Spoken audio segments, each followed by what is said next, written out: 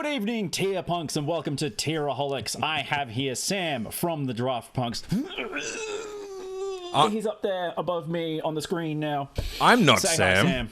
I'm not Sam. I am Melon Lord. That's for all the Avatar deep cut fans here. Let's get into this. For those of you who have not seen one of my tier lists before, we are going through every rare and mythic in the set. This is your early chance to see what I think of every single card before I get into drip feeding those shorts into the algorithm over the rest of the year. And I've brought Sam here as a person who actually knows things about competitive beyond standard and even competitive standard, because I have been assured repeatedly that ladder is not the same as competitive. We're both just here to dunk on Commander. Don't stress about anything else. That's true. Our 5 tiers this time are design mistake at the very, very top. That is, this is cards that are going to see play beyond standard, because we're already in a world where cards seeing play in competitive standard are arguably design mistakes.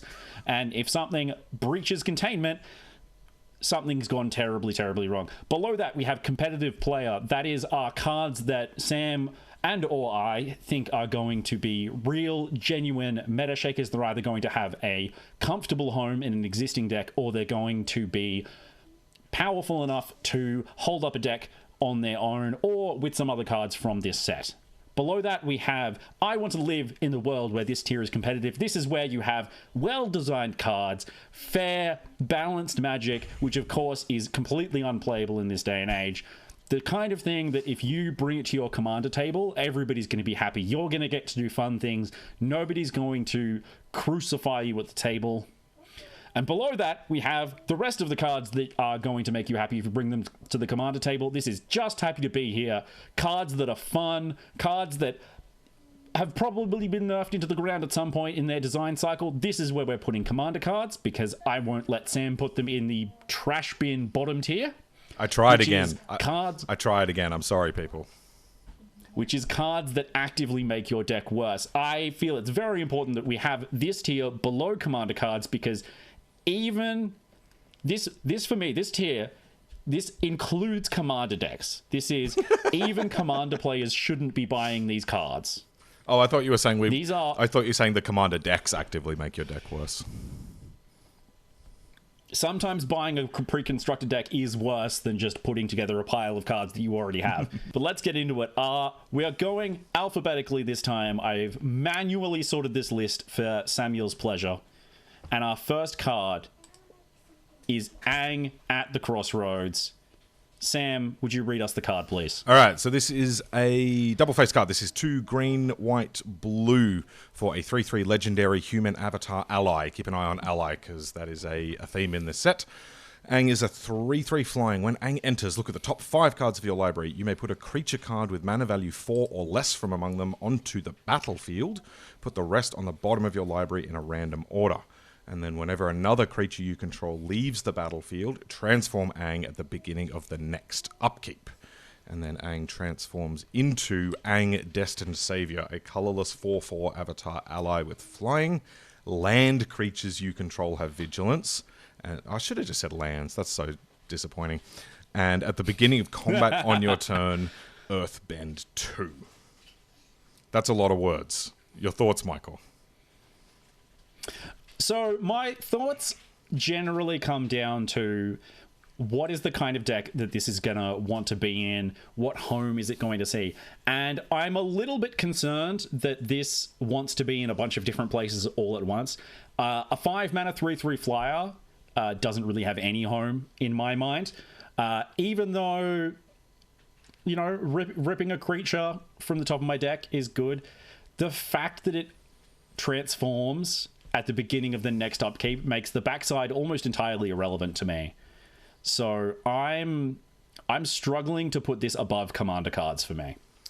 Yeah, it's tough. Like, the bar on 5-drops is really high, but if your 5-drop is a 3/3 flyer plus the best 4-drop in your deck, that's not so bad. And then the backside is decent. This probably depends how good you are at Collected Company. You know, if you're the sort of person that just hits a Llanowar Elves off Collected Company like me, this card's not very good. But if you're the person that just hits your infinite combo off it every time, it's probably better. I could see this being... I'm like you, I can't see the home for it. But... And it also wants a deck that's full of 4-drops. I would probably put this in the C tier where we want this to be competitive, but maybe I'm being generous. I'm happy to be generous. I famously love to dunk on rares and mythics, and so I'm sure that I'll do lots of that later today. I'm going to start by... We're going to put this in the middle tier as a good bar for us to go above or below. I'm also traumatized by our one big miss from last time, and like I just really don't want to look stupid again. But it's going to happen. I mean, we had a couple of misses, to be honest, but that's also the nature of things. Yeah, that's it. Like I think we did pretty well last time. Actually, we nailed a few good ones. But yeah, the important thing is that we said Pinnacle Emissary was good before people started playing it in Affinity. True. Yes. Yeah. All right, next up we've got Aang's Iceberg. This is 2 and a white for an enchantment with flash. When it enters, exile up to one other target non-land permanent until this enchantment leaves the battlefield. So this is your Banishing Light effect, but with flash. And then it also has Waterbend 3. Sacrifice this enchantment if you do Scry 2. And we'll just read this out the first time. Waterbend means while you are paying a Waterbend cost, you can tap your artifacts and creatures to help. And each one pays for 1. I've seen a lot of people high on this card. Michael, are we in the world where Banishing Light with Flash is standard playable? Not unless you can tutor it off of a repurposing bay, as far as I'm aware. And I'm not aware of any tutoring effects for enchantments currently. Yeah, I'm with you. I don't understand why people are hyped about this. I cannot remember the last time a 3-mana removal spell was playable in standard.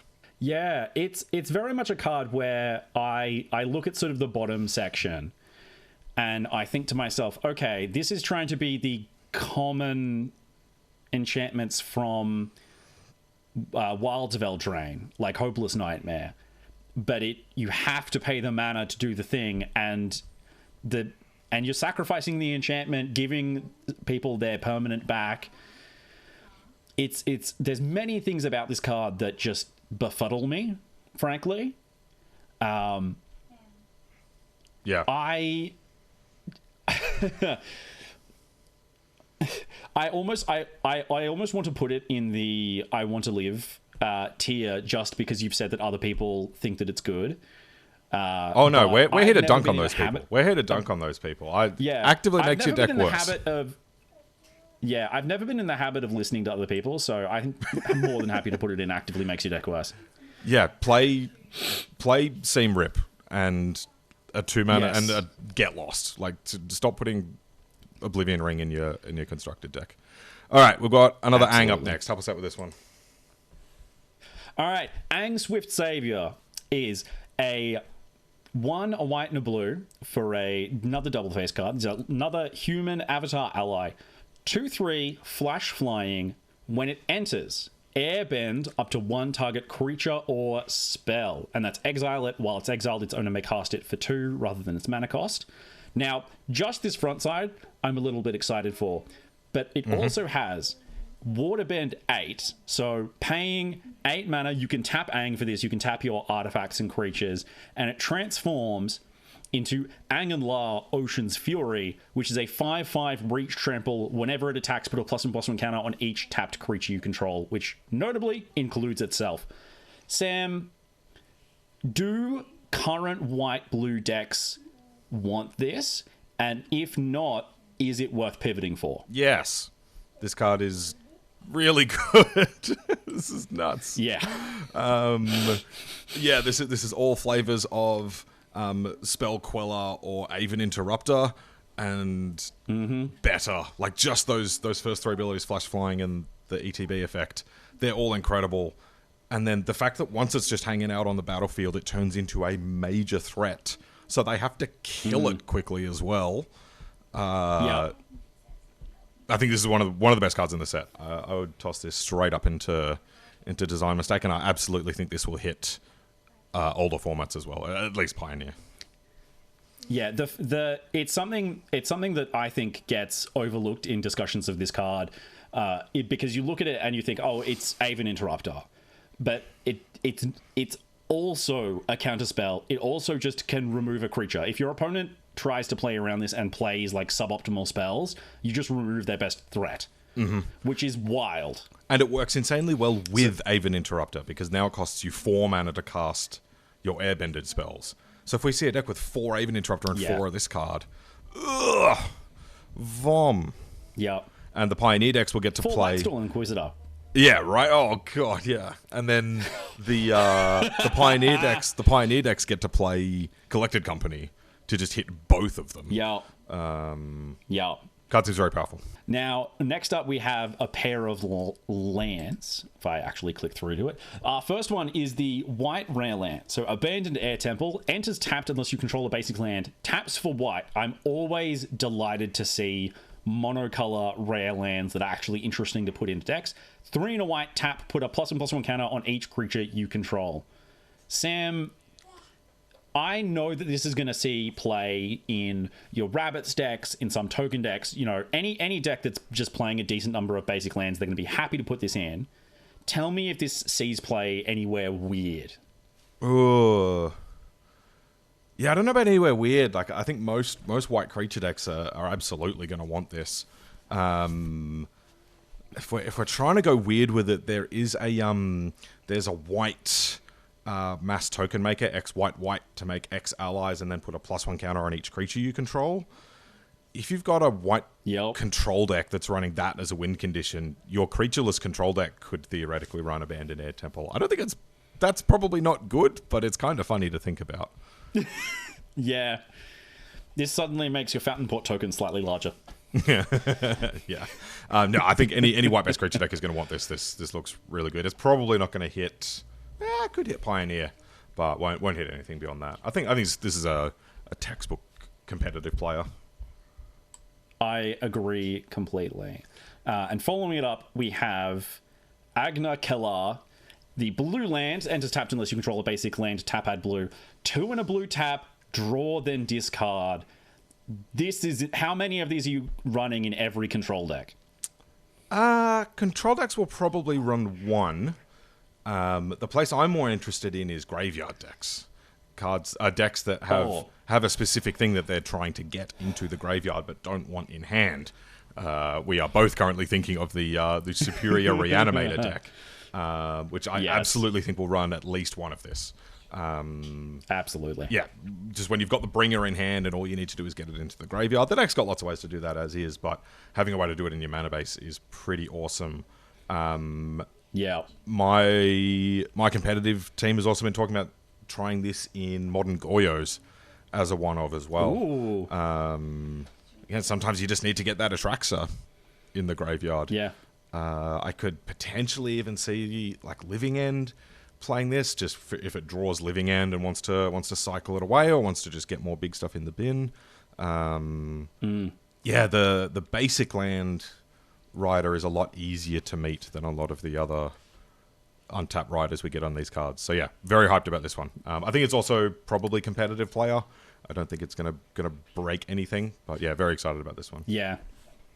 Yeah, this is very much the kind of thing that is going to break containment, but it's also it's breaking containment in that it's a very simple kind of effect that just happens to not already exist. So I would put it, top of competitive player. Not that these are going in any particular order. If I was being strict, I would put it in Design Mistake, but being strict would be dangerously close to having some sort of integrity, and I have none of that. I think it's fine as well. Like, it's 4 mana to get a loot. I think that's totally reasonable. It's mostly just going to happen when you run out of stuff to do. And I think it's great when we've got that in our mana bases. I think that's awesome. All right, next up we have the first of Absolutely. the Ascension cycle. The friends from Zendikar, original Zendikar, might remember these. This is Airbender Ascension, 1 and a white for an enchantment. When this enchantment enters, airbend up to 1 target creature. Whenever a creature you control enters, put a quest counter on this enchantment. And then at the beginning of your end step, if this enchantment has 4 or more quest counters on it, exile up to 1 target creature you control, then return it to the battlefield under its owner's control. Is this worth the squeeze? I'm of two minds about this. I think that this is going to get underrated as a piece of removal in Standard. I think sorcery speed, just 2 mana to airbender creature, is going to be actually quite useful. The problem is that the deck that it wants to be in is very slow. Even if you try to use this card, you use the fact that it actually says any creature you control, not 1 or more creatures you control, so you can hop to it and get 3 counters on this. It's rough trying to imagine this propping up a deck or slotting into any of the existing decks, especially when something like Get Lost is already in the format. Yeah, I think you're right to highlight how good this is as a removal spell. If you need to wait like 3 turns to get it turned on, and then it gets seam ripped, you're going to be very sad. And we also still have we're recording this the day after the ban announcement, and we do still have Into the Floodmoor in the format. So I'm wary of things that you need to hang around for that long, and I don't think 1 and a white airbender creature is good enough on its own. So I'm pretty low on this one. I would love to live in the world where this into a flicker deck is actually great, and you would reasonably think about flickering your own stuff. But there's no way that it could go above that for me. Yeah, I think even that is generous. But there are a bunch of good flicker things, and our next card is one of them. Appa, Steadfast Guardian, is 2 white for a legendary creature, Bison Ally. It is a 3/4 flash flying. When Appa enters, airbend any number of other target non-land permanents you control. And whenever you cast a spell from exile, create a 1/1 white ally creature token. Is this the second coming of Restoration Angel? Oh, I mean, I don't even know that Restoration Angel would be the second coming of Restoration Angel at this point. Standard's weird nowadays. If there is some sort of value ETB flicker deck, very similar to the Pixie decks that we've seen, this seems absolutely really good. Even if you've got a curve of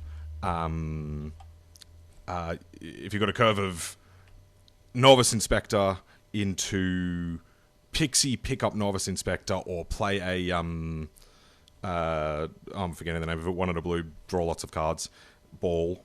Cryogen Relic. Cryogen Relic, thank you. Yes. And then turn 3 Cosmogrand Zenith. Then turn 4 you up out everything except the Cosmogrand Zenith. And then on following turns, just slowly recast them, get all the tokens from Appa, get all the tokens from Cosmogrand Zenith. We're talking kind of ideal curve in that sort of case, but it does work really nicely with Cryogen Relic. It does work really nicely with a lot of the existing Pixie Shell. I think I like this. Especially in the existing white black bounce shell, which has become less and less of an aggressive shell since the banning of Hopeless Nightmare and the release of Cosmic Grand Zenith. It's become a very sort of almost value-y cyclical deck. This slots in and is, incredibly beautiful in it. The fact that, it's any number of targets, it doesn't airbend everything else, so you can leave the Cosmic Grand Zenith down, is incredibly good. And I'm always happy to recast a Nowhere to Run for 2 mana. Yeah. The question for me is, and this is maybe a little bit cruel, not necessarily to Appa, but to the deck that he's going into. Is that deck good enough to make Appa a competitive player? Or is he going to be languishing in I want to live because his deck just isn't good enough to push him up. I think this is a competitive player. I think the Pixie decks have proven themselves already, and there's a lot of good stuff in this set for an airbend flicker value sort of thing. So yeah, I feel good about competitive player. It's good. I want to be nice to Appa. All right, talk to us about Avatar Aang. Oh my god, they're in the wrong order again. Avatar Aang. What was it? I think this was the first card revealed of the set. Yes, yeah. Specifically made to infuriate designers like myself.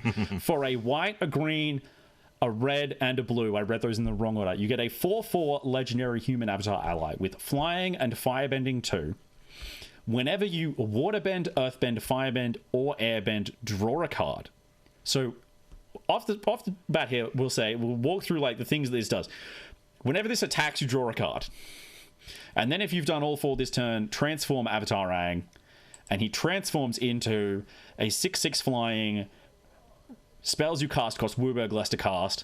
At the beginning of each upkeep, you may transform him back. If you do, gain 4 life, draw 4 cards, put 4 +1/+1 counters on him, and he deals 4 damage to each opponent. Samuel, this is a lot. Is this anywhere near the level of, like, let's say, deck propping upness of Jeskai Revelation? Well, the thing, a similarly wordy card. Let's make a comparison. Let's make a comparison to Omnath, Locus of Creation. Same mana cost. Yep. Same power and toughness. Mm-hmm. And then that's it. This card is not very good aside from that, and Omnath is incredible. Yeah. Can we send this straight to commander cards? Yeah, I'm not going to say this actively makes your deck worse. I think this was a purpose-built for Commander card. Mm-hmm. And I'm sure that the people in Commander playing it will love it. And more importantly, it can't be played in most decks that aren't specifically going out of their way to play it, so it won't make most decks worse. Yep, that's it.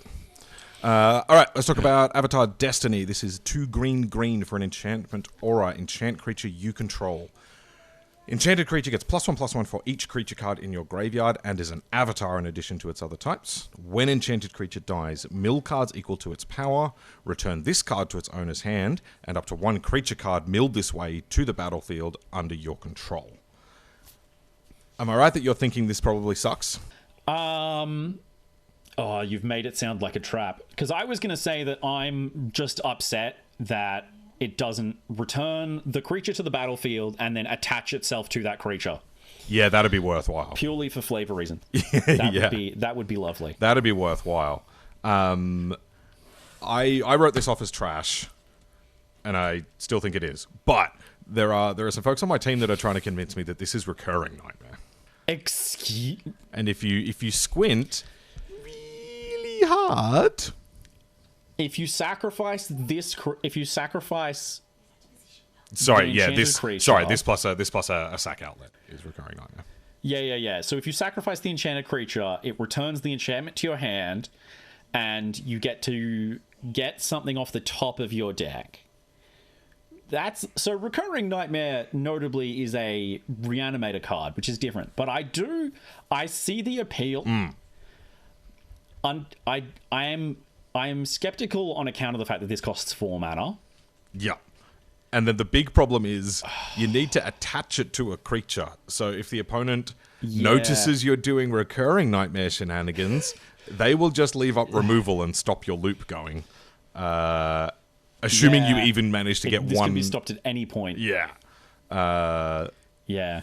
So I like the idea. And so if you're into some against the odds style shenanigans, go for it. But I don't think this is good. Spoilers for future Against the Odds video. Mm-hmm. We're definitely going to see Avatar Destiny calling it Ravenous Nightmare. Recurring Nightmare. So actively makes your deck worse, I think, unless you want to just say, I'd love to see this be good. No, I think just on the off chance that one of your team members watches this video, I'm going to put it in the bottom tier. Good. Specifically to tell them that they're wrong. Good. Thank you for backing me up. All right. We then have Avatar's Wrath. This is 2 white for a sorcery. choose up to one target creature, then airbend all other creatures. Until your next turn, your opponents can't cast spells from anywhere other than their hands. Exile Avatar's Wrath. This is a weird one. This is a weird one. This is the card that I had pegged as excellent with Cosmic Grand Zenith. Yeah. 100%. I think that exact opening that we talked about before with Appa is exactly what Avatar's Wrath wants to do as well. But this one has the benefit of it clears their board out of the way as well. Has the downside of not giving you a 3/4 flash flying. But I like this too. I think this is very comparable to Appa. Yeah, I think this and Appa, both, they just go into competitive player, they're right next to each other, they're going in the same deck. It's fundamentally changing the kind of deck that's going to be available. I'm going to be fascinated once the set comes out to see how much it ruins our life playing Spider-Man Bringer deck. As I don't think anything in the format currently has this level of disruption. Yeah. But yeah, I think they're both good. I don't know which the decks will play or if they want to try to run both. I think Avatar's Wrath is probably on the lower end of things, while the Bison is on the upper end of things. We're moving on. I can't believe you've done this to me. Speaking of betrayals, Azula Cunning Usurper is a legendary human noble rogue for 2 a blue and 2 black. She's a 4/4 with Firebending 2, and when she enters, target opponent exiles a non-token creature they control and a non-land card from their graveyard. During your turn, you may cast cards exiled with Azula, and you may cast them as though they had flash, and mana of any type can be spent to cast those spells. Samuel, 5 mana is a lot. Yeah, it is. So the obvious comparison here is Hostage Taker, which was an absolute standard staple of its time. We're in a different power level these days, but this is powerful. And then just note that because it says mana of any type can be spent, you can use your firebending mana to pay for the things as well. I doubt this is going to show up as like a 4 of like Hostage Taker did. Also, Hostage Taker was in a very particular meta where it was good with the Scarab God and good at stealing opposing Scarab Gods. Yes. And that format also had things like Hazaret that needed to be exiled to answer them and that sort of thing. So there's definitely metas that can show up where we're going to want something like this. I could probably just see this as like maybe a 1-of as a top end in a sort of blue-black mid-range deck. So yeah, I like the effect. I think this is very powerful. Only restriction is just that it's 5 mana. So I don't know. Absolutely. Probably goes in our C tier. Would you agree? I would think so. This is definitely going to be one of the stronger cards we put in. I want to live in the world where this tier is competitive. Yeah, because I agree. This is a 5 mana. Opponent sacrifices and we go +1 in cards. Yeah, of course the downside of it is they've got a random 1/1 token lying around, and so you don't really get anything off that side of the trigger, and there's nothing major in their graveyard. Like there's a fail case on this. Token. Exiles a non-token creature. Okay, all right, that lifts the floor of this. Yeah. Okay. Yeah, you always go +1 with this. You always get 2 cards, which is. It is good, but it unfortunately doesn't change the fact that compared to the other things that you're doing at 5 mana with this is pretty insane. Yeah. And now for a totally different, and now for something completely different. Badgermole Cub. One of the cast of incredibly cute cards this set. 1 and a green for a Badgermole 2/2. When this creature enters Earthbend 1, so it turns a land you control into a 0/0 with 1/1/1 counter. And if somebody removes it, it comes back tapped, which is just such a nice thing and absolutely will not be abused by loops by future cards. Whenever you tap a creature for mana, add an additional green. Sam, I love this. Is it as strong as it is cute? Yeah, I think so. Yeah, this is really good. The Kinnan style effect is already really good. Now this doesn't make your Moxen and so on tap for more mana, only for creatures. But hey, we've got Lana Rods in standard. The downside of Kinnan is that it's just a 2-mana 2/2. This is a 2-mana 2/2 and a 1/1. That's an incredible upgrade. Even without the second ability, this is already like above the best common in its limited environment. I think this is really powerful. Bordering on design mistake, right? Because if you go turn 1 Llanowar Elves, turn 2 Badgermole Cub, turn 2, you can do 2 of these. You can make 2 of these, and then the next turn you've got something like 8 mana. Yes. 2, 4, 6, 8, 9. That's insane. Yeah. This is going to see a lot of play in standard Pioneer mono green. Potentially, this could potentially hit modern. This is really, really powerful.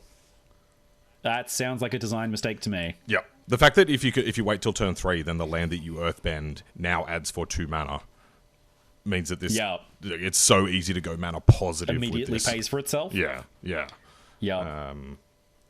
Crazy card. Yeah, it's going to do lots of different things. I don't think we need to. I don't think we need to spend too long talking about it. All right. Next up, we have There Is No War in Ba Sing Se. We didn't get a card called There Is No War in Ba Sing Se. I know, and the Ba Sing Se card isn't a Mazavith. That's awesome. All right, Ba Sing Se is a land that enters tapped unless you control a basic, taps for green, and then has 2 and a green, tap, Earthbend 2, activate only as a sorcery. So it effectively is a 3-tap, turn 1 of your lands into a 2/2.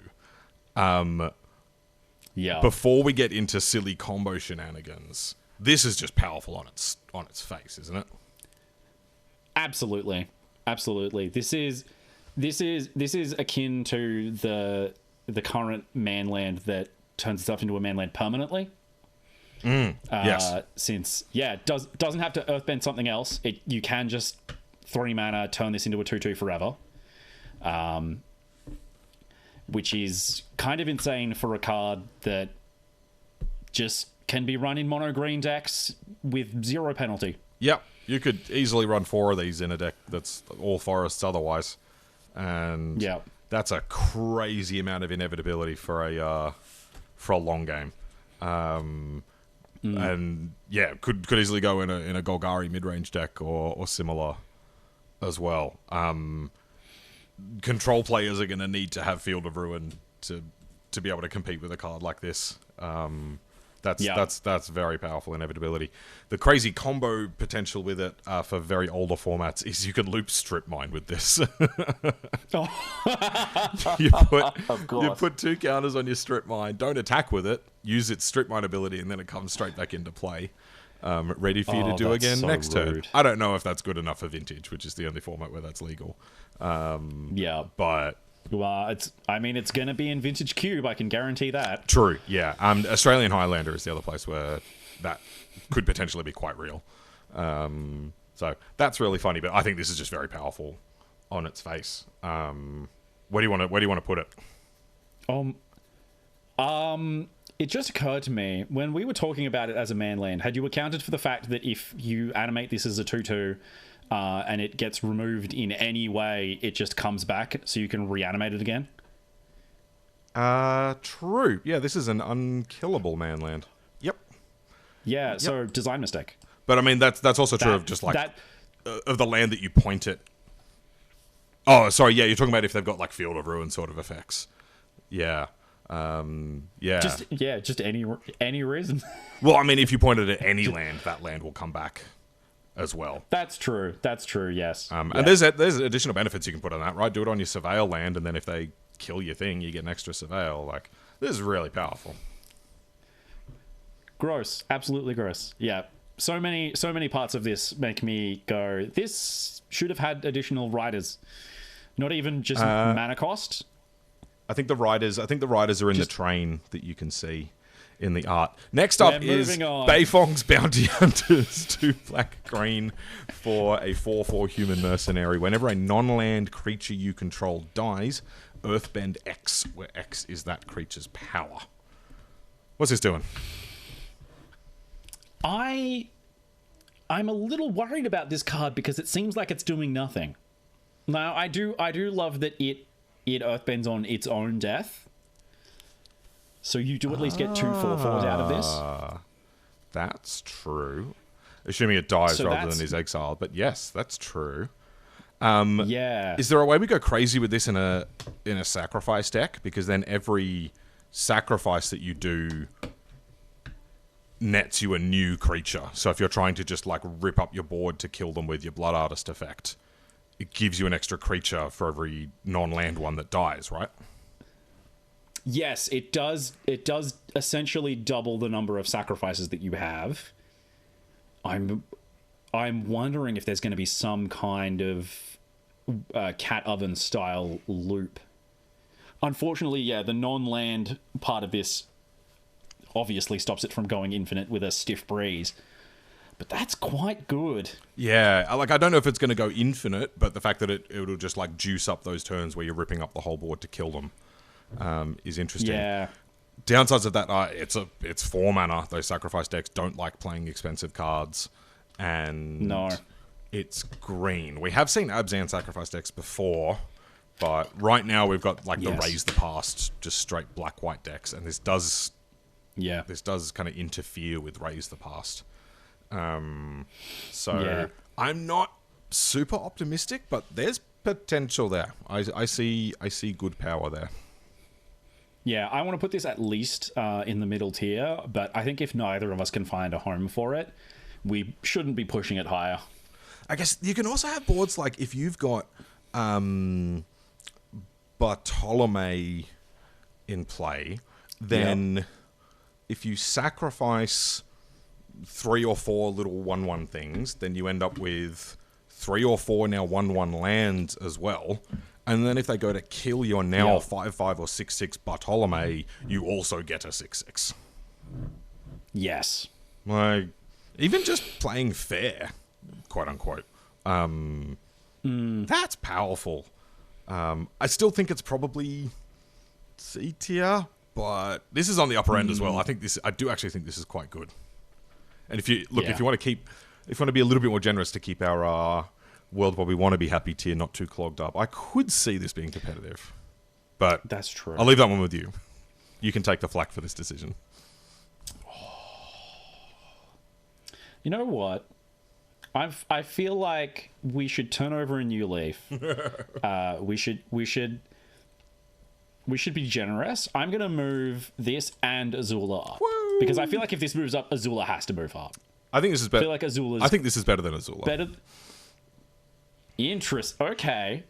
But No, you know what? Just on that, I'll move it up and not Azula. there we go. Let's go. If you're willing to make that the line, Let's go. I'm there for that. Let's do it. Cool. Talk to me about Boiling Rock Rioter. Boiling Rock Rioter. So 2 and a black for a 3/3, a rare black 3/3. Who could imagine? With Firebending 1, tap an untapped ally you control. Exile target card from a graveyard. Whenever this creature attacks, you may cast an ally spell from among cards you own exiled with this creature. Sam, how often am I going to be exiling my own allies with this card as opposed to just instant speed removing whatever my opponent's Kervek is targeting? Yeah, I'll rant a little bit about the allies stuff later. I don't think this needs to be in an allies deck. I think this is totally fine just on its own, and if you've got one other decent ally to use for its other ability, I think that's fine. I think this is pretty decent graveyard hate for a creature deck. Needing to play Soul Guard Lanterns or whatever when you're trying to beat down is always a bit awkward. So long as you can get this out before they're trying to carve on Superior Spider-Man things. Yeah, I think this is totally fine. It's not exciting. It's not gonna break anything open. But hey, if you just need a creature based answer to graveyard shenanigans, I think this is totally fine. So whether you want to interpret that as competitive play, X, I probably will say competitive play, or whether it's just kind of fine. It's happy to be here. I think we've unfortunately we've been in standard for a while without a good black 3 mana 3/3, then on ETB exiles target card from a graveyard. And I should note this... I should note that there's actually another card that's very similar to this a little later on that might end up bumping this one out. But the effect is still there. Yeah. Let's put it in competitive player and see if we remember later on. Okay, yeah, we'll bump that one out if the Raven, I think it's a Raven, ends up knocking this guy out. All right, yes. Next up, talk to us about Bumi.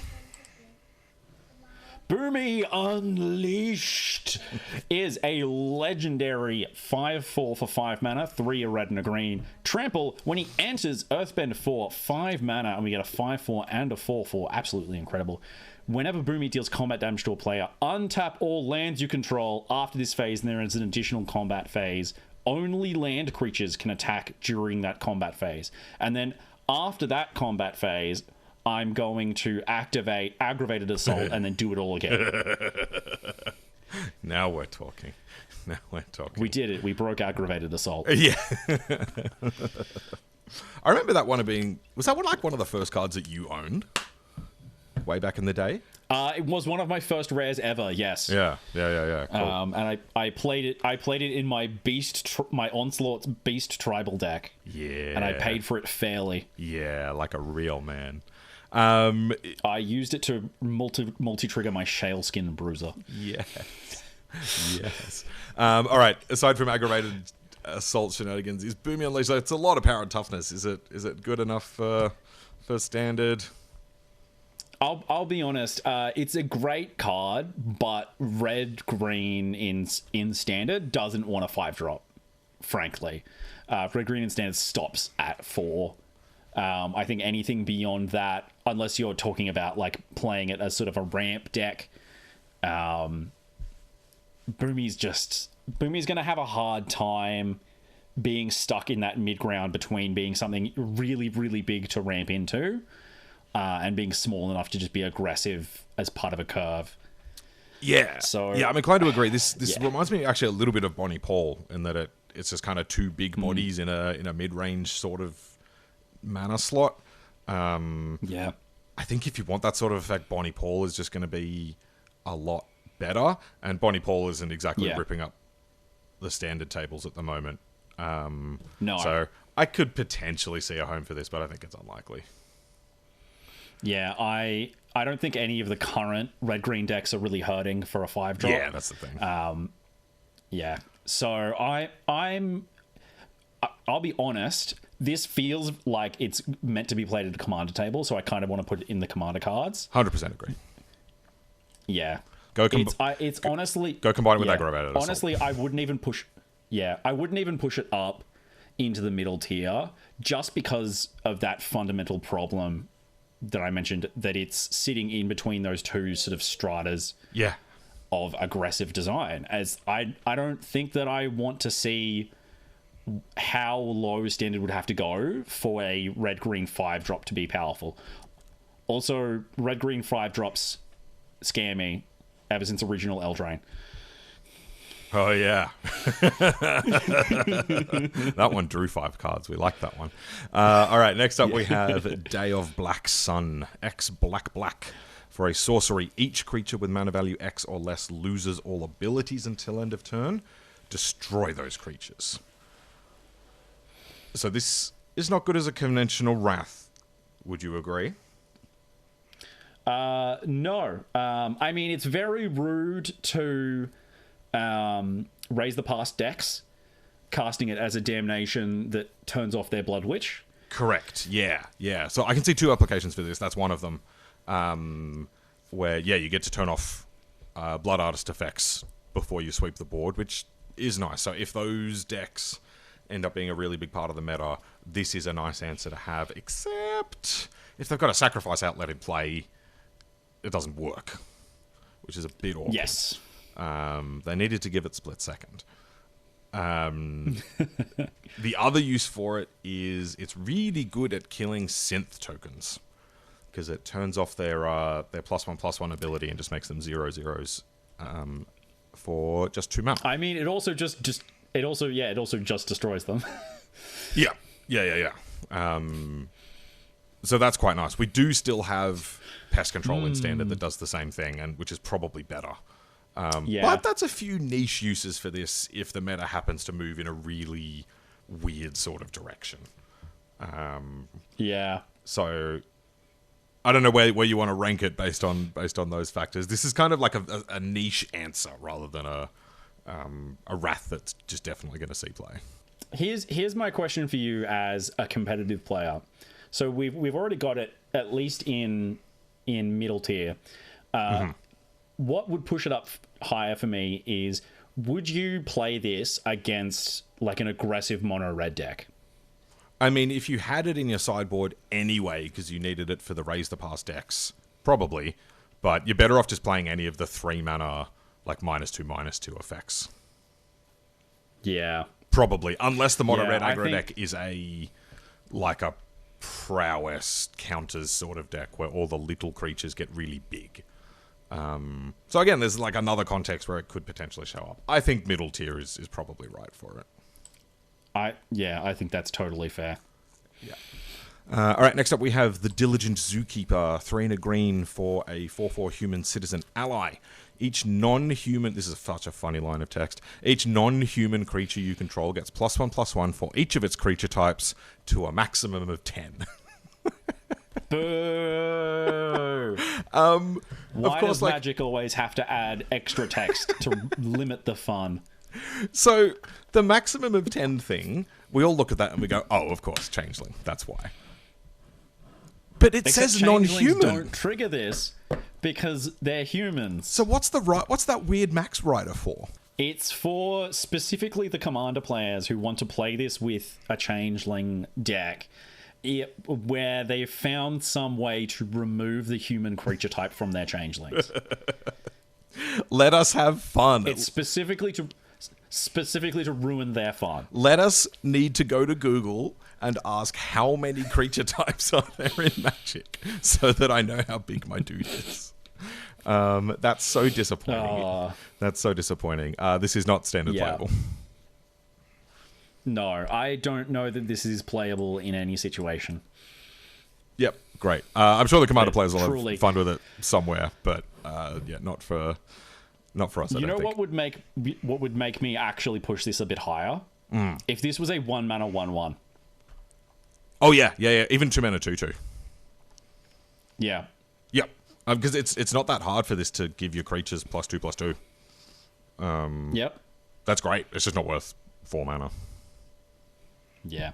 Absolutely devastating. Devastating. All right. Talk to us about Earthbender Ascension. Earthbender Ascension, Ascension number 2. 2 and a green for an enchantment. When it enters Earthbend 2, then search your library for a basic land card, put it onto the battlefield, tapped, then shuffle. Because specifically, they wouldn't let you search your library for a basic and then Earthbend that basic. Which is a little bizarre, but anyway. Yeah, such a strange thing. Landfall. Whenever a land you control enters, put a quest counter on this enchantment. When you do, if it has 4 or more quest counters on it, put a +1/+1 counter on target creature you control. It gains trample until end of turn. Now, I've never been too high on 3 mana 2/2s, especially 3 mana 2/2s that are technically also lands. Sam, can you imagine this finding a home anywhere outside of Commander? I'm sure Commander players will love this. It's a quest card. It searches for it. Fixes your mana. It does earthbending things. Yeah, the potential home for this is the mono green landfall Tifa deck, because this is a 3 mana 2/2 plus a landfall trigger, and then that deck is already playing first of all a bunch of Evolving Wild style fetch lands, which trigger the landfall on this faster, and then the effect on it is basically Bristly Bill, which the deck is playing anyway. So it's like a slightly weaker underrate thing that it would run anyway, but then if you can wait a little bit, you get another version of an effect the deck is already playing. So I guess the question is is this better than Spring Bloom Druid? Because that's probably what it would be replacing. That is a rough question. Spring Bloom Druid getting the double trigger immediately is really important for a lot of like the OTKs that deck does. Yes. Yeah, I agree. I don't know that you would ever actually replace it. Yeah. I think I agree. The fact that it's competitive at least puts this in the C tier, I think. Yeah, I think it definitely goes into C tier. There's definitely, there's an alternate timeline where we'd be talking about this is the thing that the landfall deck needs to hit, meaningful competitive relevance. It's just that unfortunately that deck's already competitive and it doesn't need this. Yeah, and like worth noting that this gives itself one landfall trigger as well. So you get the first quest counter basically for free. Yes. So like, this is like so close. Like I can see it there, and I could definitely see this making the cut, and I hope it does because I think quests being constructor playable is fun. Just never say that to a Hearthstone player. Next, Earthen Ally. This is a 1 mana 0/2 human soldier ally. Gets +1/+0 for each color among allies you control. So starts as a 1/2. And then for 2 and 1 of each color, Earthbend 5. Sam, is this the core of the allies deck that you have been alluding to this whole time? No. Is it the core of some multicolored aggro deck? Not with standards mana. No. Like, if you can curve this into a white-blue 2-drop, yes, this attacks as a 3/2. That's pretty decent, but, like, standard is not good at doing those sorts of curves. Also, that feature has historically been on uncommons with, like, domain. Yes. Yeah. Seeing that it is 1 mana, but still seeing that is rough. I'm also loath to put it in commander cards just because they've gone out of their way to make this only playable in specifically 5-color soup decks, which is baffling. Like, I'm so used to seeing Wooburg in the text box on cards and being like, this is for commander. This is Wooburg in the text box to make it less playable for commander, which I've never seen in my life. Yeah, that's quite funny, actually, yeah. I was just thinking the place this goes really nicely is in Modern Domain Zoo because they play Leyline of the Guildpact. Leyline of the Guildpact's legal in Standard, isn't it? Yes. Then this is a... Hang on. This is a 1 mana 5/2 if you start with a Leyline. Wait, has it... Yes, it's in NKM. I was thinking it was in earlier on. It is. So, like... Okay. I don't know. That's pretty good. Is it worth that putting 2 otherwise bad cards in your deck? I don't know. My experience from the Modern Domain Zoo deck is that they always have it in their opening hand, so I don't know. Yeah. I don't know. Just be lucky like that, I guess. I mean, would you mull to 3 to specifically have Leyline of the Guildpact, Earthen Ally, and a basic forest in your hand? Torch the tower. No. So I don't know. That's there. I still don't think it's good. But hey, brew away. Yeah. That sounds hilarious. I'm not particularly threatened by it on account of the fact that we're already playing a bunch of harvesters in our Spider-Man decks. Correct. Yeah. Dies to harvester. All right. Earth King's Lieutenant, green-white for a 1/1 human soldier ally trample. When this creature enters, put a +1/+1 counter on each other ally creature you control. Whenever another ally you control enters, put a +1/+1 counter on this creature. Do you get it, Michael? It says Lieutenant, and it's like Thalia's Lieutenant. Get it? Do you get it, Michael? I do. I get it. They made a joke. It's a reference. It's a callback. Do you get it? It is. Yes. Yes. Okay, I'm just going to go off about the allies thing for a sec. There's a bunch of really good-looking allies in this set if the allies deck is a thing. I have no idea if that will be the case. Historically, creature-type decks that really only feature that creature type in one set have generally not got there. Yeah. So there's that. because of that, I almost feel like I want just like an allies tier. Because if there's an allies deck, this card will be really good in it. If there's not an allies deck, this card won't be very good in it. And really all we're doing is just speculating on whether the allies deck exists. Oh, let's go. We're getting the tier. Does the row go above or below actively makes your deck worse? Or above. All right. I love this. This is how tier lists should be done, people. I want a new tier for this specific card. Make the tier.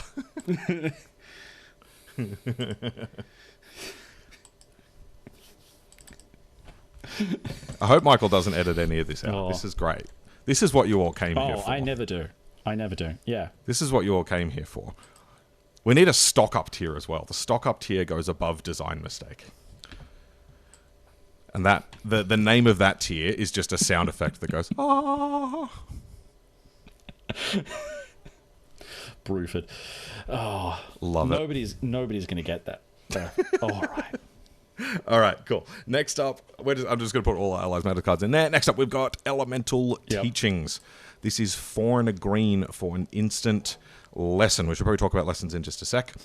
This one says, search a library for up to 4 land cards with different names and reveal them. An opponent chooses 2 of those cards, put the chosen cards into your graveyard, and the rest onto the battlefield tapped, and then shuffle.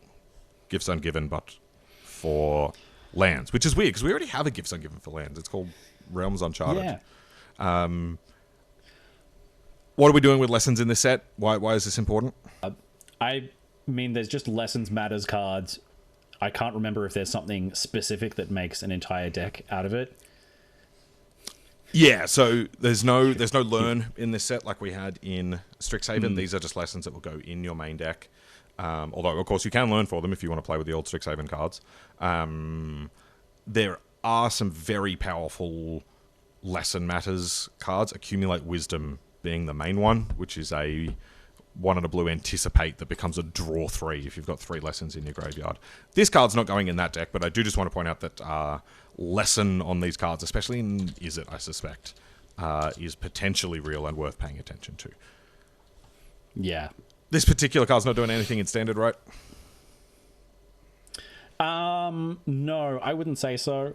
This is the kind of card that the wider the format becomes, the more sort of valuable it becomes. You know, you end up in that situation like the classic Gifts Ungiven where I'm getting 4 things and my opponent doesn't know which 2 I want in my hand and which 2 I want in my graveyard, and the answer is that I don't care what choice they make. Yeah, that's it. The fact that this is instant speed means that I am honestly expecting you to tell me that this is like mono green Pioneer playable or something like that. Yeah, I mean, any card that can search up 2 non-basic lands is worth paying attention to. That is a very powerful effect. The fact that you don't really get control over them means you're not going to be setting up Lotus field combos with this all too easily. But you're right, as the format gets older, we get more Crucible of Worlds effects. I mean, I guess we do have Ice Till Explorer in Standard. But the more of that sort of effect you've got, the more powerful this gets. The problem is the older the format gets, the less you want a 5 mana card like this, because you're just 1 mana away from having Primeval Titan. The one place I think this might show up is Australian Highlander, 7-point Highlander, which probably just would love to have another way to get set up strip mine locks. So I could maybe see it. That's so rude. I could maybe see it hitting there. Go search up. Search strip mine, wasteland and strip Bossing mine. Say. Yeah. Yeah. That's really funny. That probably just puts it in our commander tier. But I would keep my eye on it. It's a powerful effect. Welcome back, Samuel. We're back. Thank you. Yes, we're back. I've taken off my jumper. And it's been a whole week, and by the time this video publishes, the set has come out. There has been no interlude whatsoever. I just decided that Archspire was the shirt for the video, not Persephone. Yes, clearly. All right. I think we're on Fated Firepower. Do you want to kick us off? Absolutely. We were on Fated Firepower. So this Beautiful card to leave off on. Absolutely gorgeous art, which I'm sure will not be the most overwhelming or least underwhelming part of this card. For X and 3 red, you get an enchantment, which you can flash in, enters with X fire counters on it. If a source you control would deal damage from an opponent or a permanent opponent controls, it deals that much damage, plus an amount of damage equal to the number of fire counters on this enchantment instead. Now, Samuel, for 3 mana, I would really prefer this to, like, double my damage. Yeah, maybe it could... Yeah, or maybe it could be like just like make it a creature with haste, and if it gets dealt damage, then it gives you an emblem that stops the opponent gaining life, and it deals that much damage to them. Like, maybe that could be playable, something like that. I feel like I'm being mocked. Everyone who plays Screaming Nemesis deserves to be mocked. This You're strikes just smug because they didn't ban Omniscience. They kind of did. It's very sad.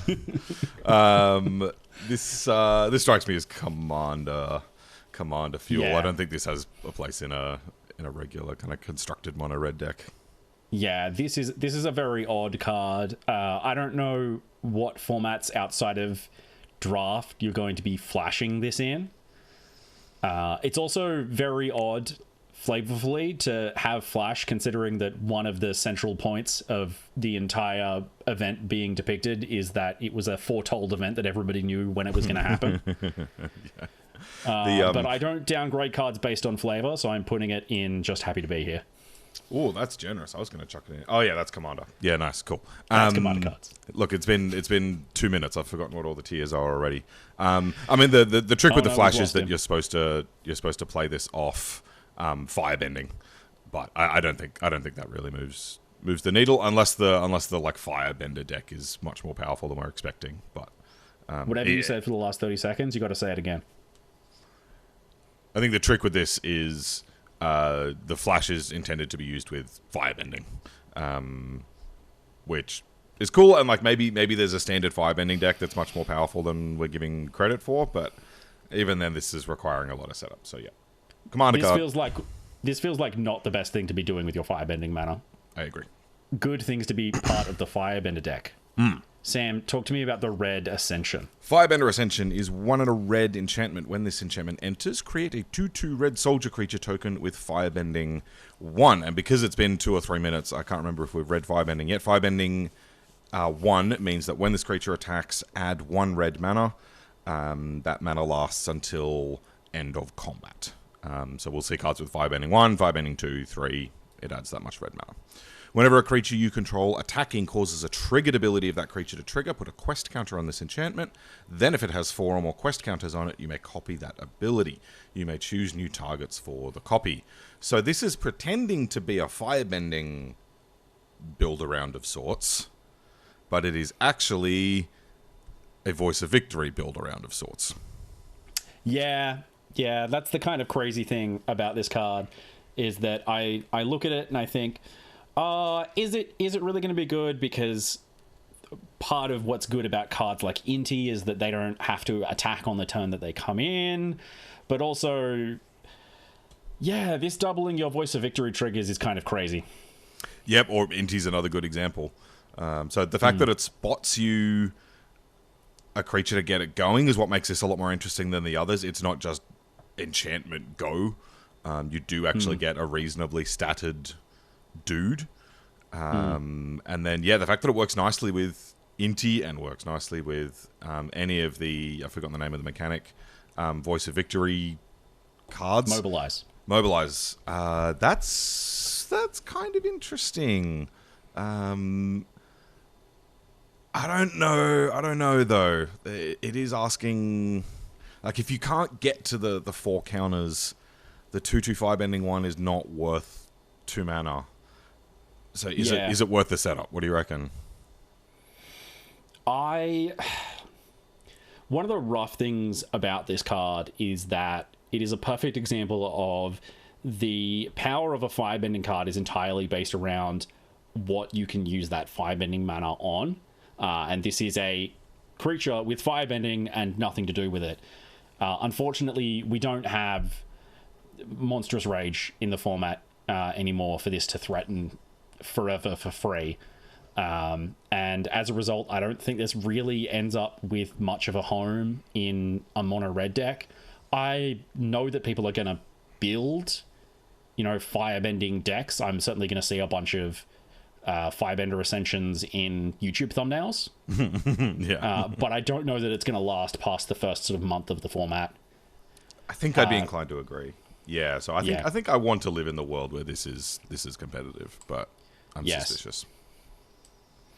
Absolutely. But a card that will absolutely make some waves in mono red standard is Firebending Student. 1 in red for a 1/2 prowess Firebending X, where X is this creature's power. Now, Sam, this doesn't have haste. However, it can pay for itself very, very quickly. Yeah. Are you looking forward to dealing with this? Yeah, this one is exciting. And by exciting, I mean terrifying. This has the potential to deal a lot of damage. Any of the red double power combat tricks that we've had recently, we normally think of that as worse than double strike, but hey, just combine them. But I mean, yeah, you put a single combat trick on the Firebending Student and then double its power, and then you've got a metric buttload of mana when you attack to spend on other tricks or impulse draw effects or whatever it is that you want. I can see a lot of one-turn kills coming from Firebending Student. I would absolutely assume that Slickshot Show-Off is going in the same deck. So it seems like almost like one of those kind of prowess decks that's like big setup and then just kill you in a single turn. How excited are you for the return of the VV deck staple Wild Ride? So you can turn 3, play a Firebending Student, and then for 1 red mana, give it +3/+1 haste, making it a 5/3 haste that when it attacks, you then get to play an upcasted Burst Lightning for free. Oh, Vom. Yeah. Yeah, that's crazy. I've seen people talking about using Great Train Heist as well to give yourself a second combat step. So yeah, I think this one will be a mono red staple. Yeah, this one will absolutely be competitive. I don't think it'll break out of standard though. Don't think it'll break out of standard? Good. You've answered the question I was about to ask. Yeah. All right, next up we have Fire Lord Azula. This is Crazy Azula. 1 blue-black red. Legendary Human Noble. 4/4 with Firebending 2. And whenever you cast a spell while Fire Lord Azula is attacking, copy that spell. You may choose new targets for the copy. This is very cool, but I'm pretty suspicious of 4-drops that don't do anything when they come in. Yeah, it's really unfortunate that she really wants to be in a deck that sort of aggressively burns you out or uses giant combat tricks, but her second 2 colors are blue and black. Yes, completely agree. Not the best colors for that. Agree. Yeah, if we had this staple on a mono red 3-drop, if we had this text stapled to a mono red 3-drop, I could see it. But yeah, I think this is asking some slightly weird things. As it turns out, I did my first IRL draft of the format last night, and my opponent did exactly that. Had Fire Lord Azula and then just burned me out with her. So that's not kind, but probably not a standard player. That's true. I do want to see this copying the Fated Firepower, though. Oh, it's any spell. That's cool. Yeah. Yes. That's cool. Okay, we might need to try that because that sounds awesome. How about we'll bump it up to I Want to Live? That's so generous. Okay. All right, talk to us about Fire Lord Zuko.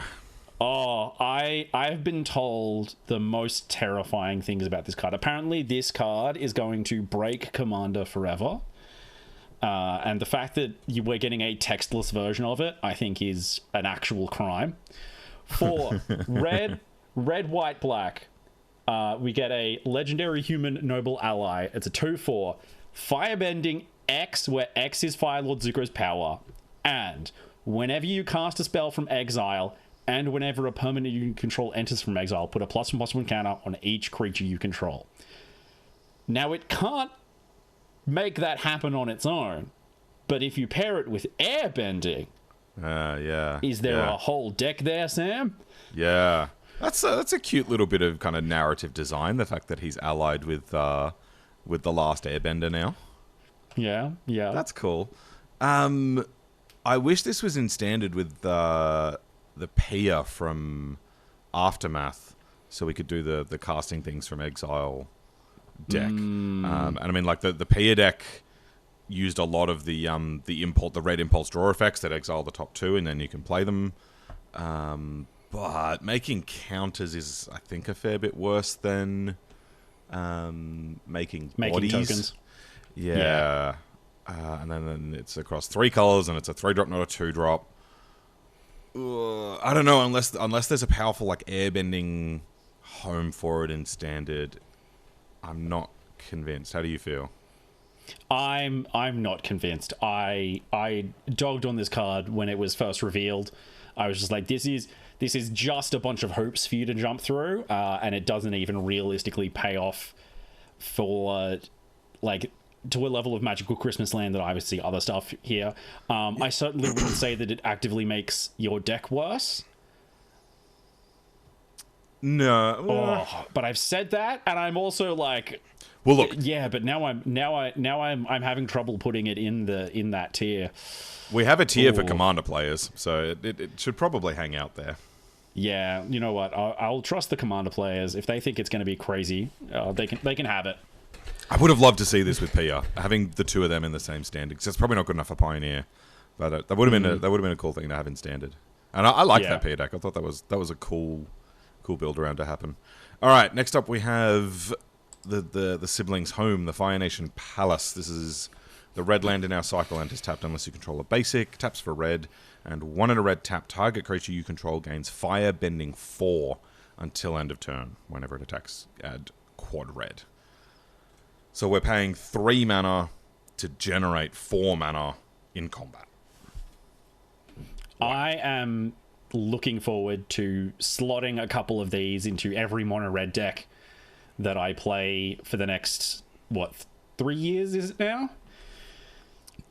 Yeah, that sounds about right.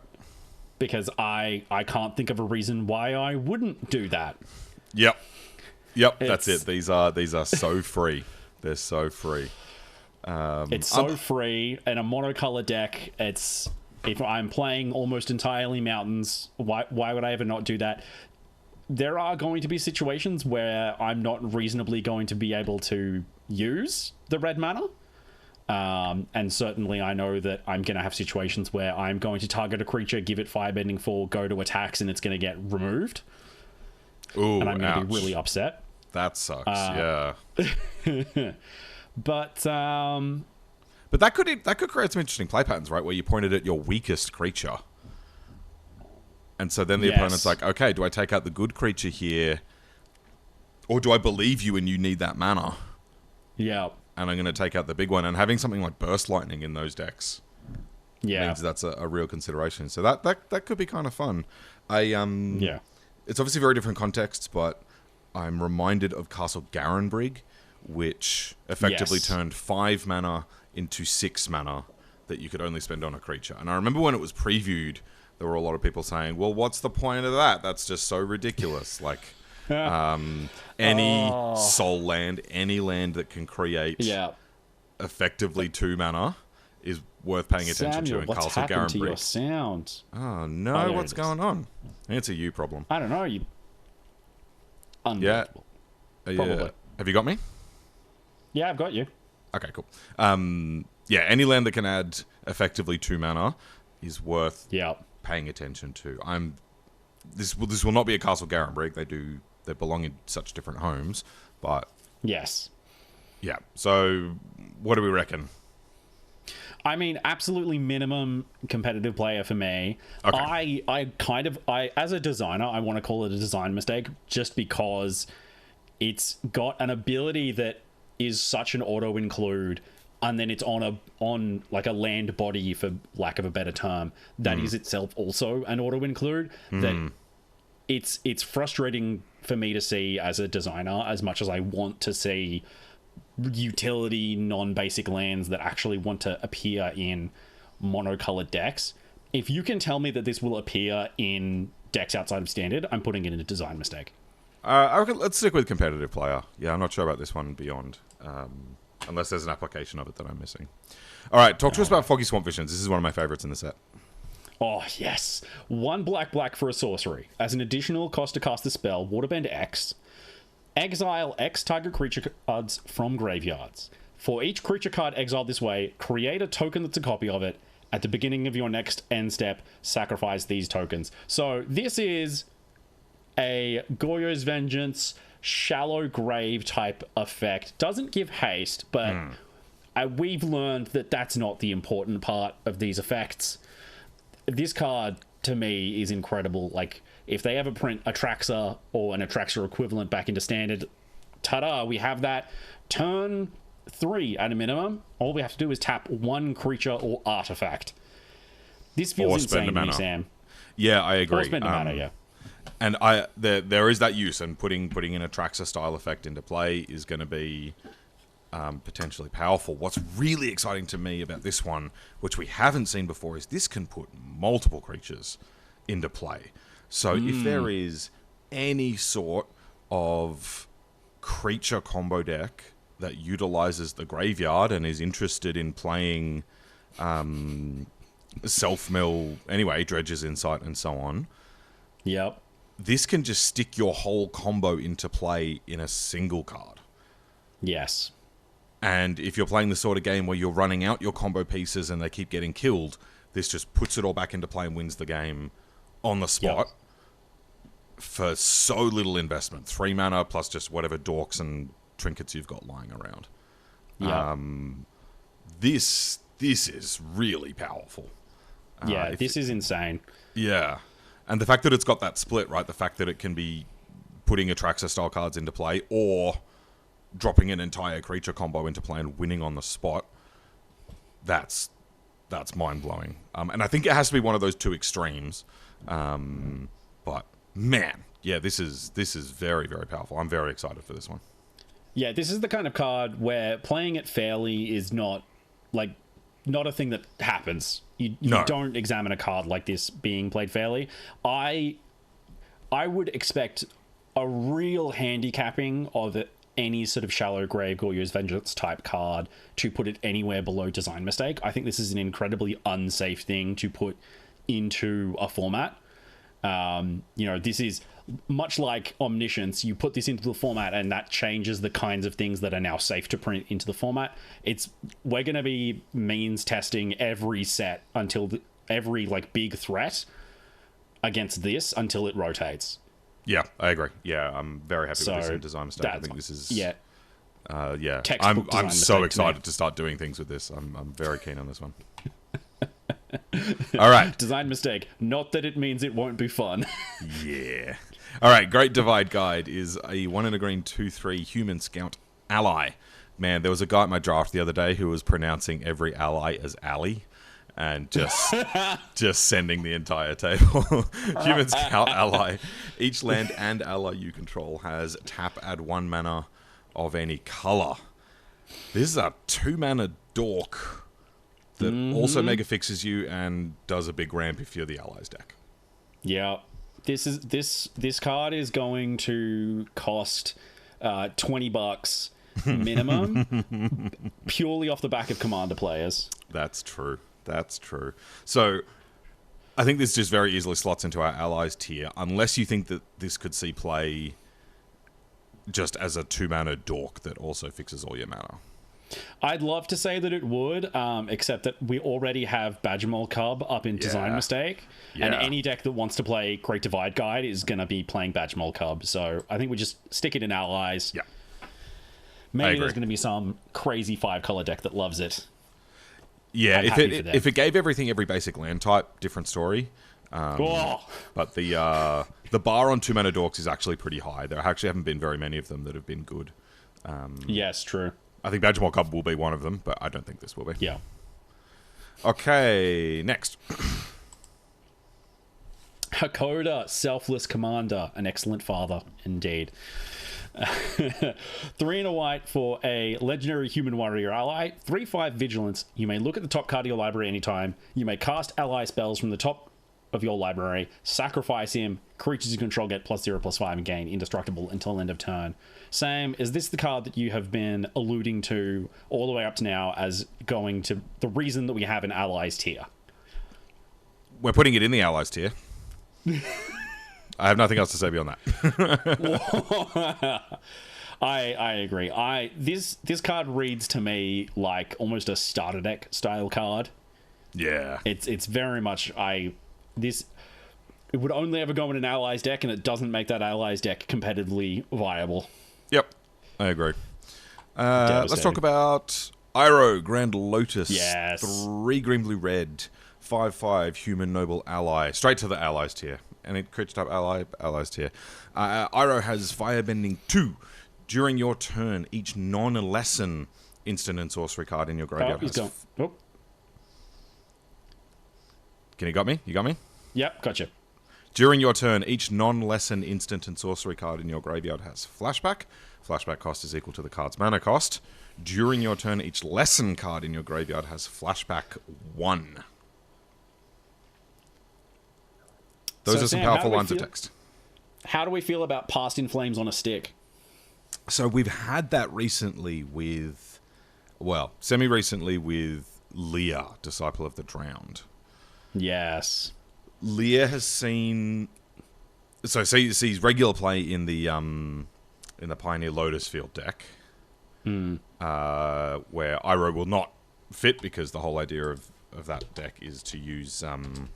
Emergent Ultimatum, which can't fetch multicolored cards. Yes.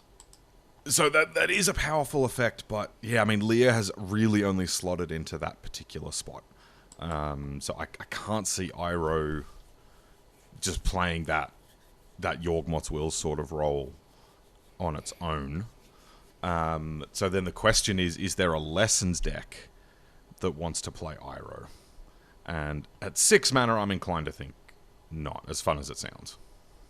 My immediate thought on seeing Iroh was, does the Teamer Battlecryer deck want him? Oh, because that's the right colors. It brings him down, and then he's a creature large enough to continue the count. I don't know if that deck's going to want him, but he also is powerful enough that he might just be like worth building an entire separate mode of the deck around, because that whole idea of setting up massive spell discounts and then putting a creature that Past in Flames is you seems pretty crazy to me. And if you can use the mana you're generating to cast clones from the graveyard. Yep. Oh, okay. All right. You might have found a home there. Yeah. I don't know. I've played a little bit of that deck, but not enough of the recent builds to know if it's going to want Iroh. That's the fact that he's got 3 colored pips is a little bit awkward. That deck really wants everything to have either no or 1 colored pip. So I don't know. I'm inclined to go. I want to live in the world. At most. I certainly would put him here. I think I'm advocating to push him up into this tier. Yes, I would. Yeah, I think that's optimistic for him, but I hope it ends up there. All right, talk to us about friendly Iroh. Iroh Team Up Season 2 Iroh is a red and a white for a legendary human citizen ally, a 2/2. When he enters, create a food token. At the beginning of combat on your turn, you may have target opponent gain control of target permanent you control. When you do, create a 1/1 white ally creature token. Put a +1/+1 counter on that token for each permanent you own that your opponents control. Now, obviously the only correct thing to do here is to play this in a 1-on-1 format and politely pass Iroh back and forth between you, never having him attack.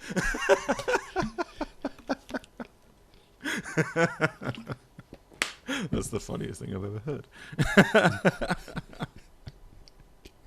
That's really cool. Can we please do a video where we just do that? Is this the new Dan Dan? Yeah, exactly. That's really funny. Look, like the main thing to do with it is Demonic Pact is in standard, so you can do along with I had that done to me. Oh, sick! I had that done to me on stream. I was so mad. That's great. I love those decks. I think they're really cool. I'm not really a Commander player, but I love the idea of doing donate decks in Commander. I think Zedru is the commander for that. It's fun. Go off. I love it. Yes. But it's definitely Commander stuff. Yeah, absolutely. It's a meme tier card, but it's absolutely fun. All right, and Iroh hangs out in the Jasmine Dragon Tea Shop, which is a land that adds colorless.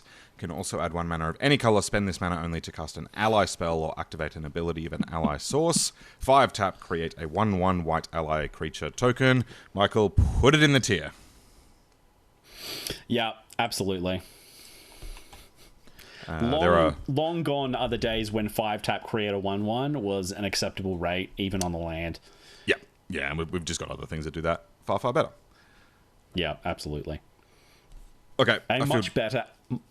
Ooh. Go on. Yep. A much better ally is Katara the Fearless. Green, white, blue for a 3/3 legendary human warrior ally. If a triggered ability of an ally you control triggers, that ability triggers an additional time. Sam, is this going straight in the tier, or does this have a real use? Put it in the tier. Oh, alrighty then. Yeah, I don't know. Like there might be like the 3-color Aang that we looked at earlier. That when it enters, you put a 4-drop or less into play. That's powerful. So like maybe there's a small package that you can play with Katara, but again, just like 3 mana, 3/3 do nothing when it enters is pretty suspect. Yeah, absolutely. So yeah, I'm not super high on that one. We might be a little higher on Katara Water Tribe's Hope. 2 white, double blue for a 3/3 Vigilance. Okay, 5 mana, 3/3 this time. When Katara enters, create a 1/1 white ally creature token. Waterbend X. Creatures you control have base power and toughness XX until end of turn. X can't be 0. Activate only during your turn. So, first of all, this thing is a 0, Sam. Yeah. let me commit seppuku on my board. This thing is a bomb in limited, just completely ridiculous. Yes. I don't think so for constructed, unless you're trying to use her as like a crater hoof of some sort. But yeah, 5 mana 3/3. Just I don't want my 5-drop getting lightning struck and then I get nothing. No, absolutely not. It's really rough to have just a bunch of cards going in the allies tier all at once. But honestly, it's a large part of this set. Yeah, that's it, right? And like, that's kind of the idea, is it'll give us maybe a bit of a gauge on whether that allies deck is real. I don't know. Although no, this Katara won't go in the allies tier, right? This one's not really an allies card. This one's just commander card, or actively makes your deck worse. Oh, that's okay. If we're not going in the allies tier, okay, we've got to actually do some evaluation. Do we want this in? So here's the thing. I would put this in a commander deck if I could get all of my creatures to reasonably have vigilance reliably, right? Because you want to be attacking with this with the threat of waterbending to activate her. But the fact that to do that, most of the time you're tapping all of your creatures means that you're also reducing the potential size and threat of your entire attacking board, which just feels worse to me. Yep, I agree. That's sad because it's a cool design and a very powerful limited card. Yes, it is very flavorful that both of these Kataras suck when they get struck by lightning.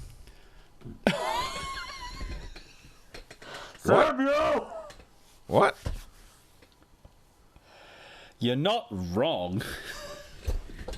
Okay, talk to me about Ko the Face Stealer. This card's cool. Yes, absolutely. The stealer of many jank players' dreams on Reddit I've seen. 4 and 2 black for a legendary shapeshifter spirit, a 6/6. When it enters, exile up to one other target creature. We love an ETB murder. Whenever another non-token creature dies, you may exile it. Pay 1 life. Choose a creature card exiled with Ko. Ko has all activated triggered abilities of the last chosen card. This, the bruise that you can get up to this, absolutely fantastic. But unfortunately, if you switch faces and then you switch back, you have not gotten yourself a new copy of the creature that you've chosen. And Yes. immediately stops most combos that everybody thinks of when they look at this card. Yeah, that was what me and my group were originally trying to figure out, is if you put Vivi under it, for example, can you keep paying the 1 life to get the Vivi ability again? And the answer is no. No. And that applies also if you like go to Vivi and then go to another creature and then go back to Vivi, you don't get the Vivi ability again. Yeah. So you can't dodge once per turn abilities with Ko. Yeah. The fact that Ko can't stack up different abilities really limits my optimism here. I think that's usually what makes things like, say, Soul Cauldron really powerful, is the fact that you can get multiple abilities that shouldn't normally go together. Or, of course, Cauldron spreads it out across your board. So I'm aware that there are combos with this, but I'm not optimistic that they'll be competitive. Fun, but not competitive. Yes. I think this is very solidly a Commander card. I think people are going to put this in Commander and they're going to do all sorts of nonsense with it. But it's not going to see play in any format outside of that. Agreed. A+ art and flavor and everything with the execution. Great. Very cool card. Absolutely horrifying character. Love it. All right, next up we have May, Scornful Striker, 1 and a black 2/2 human noble ally.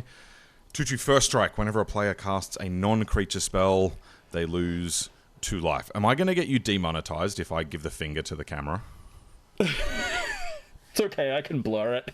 I hate this so much. Black finally gets Thalia.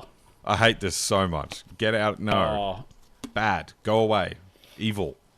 No. Yes. A truly evil card.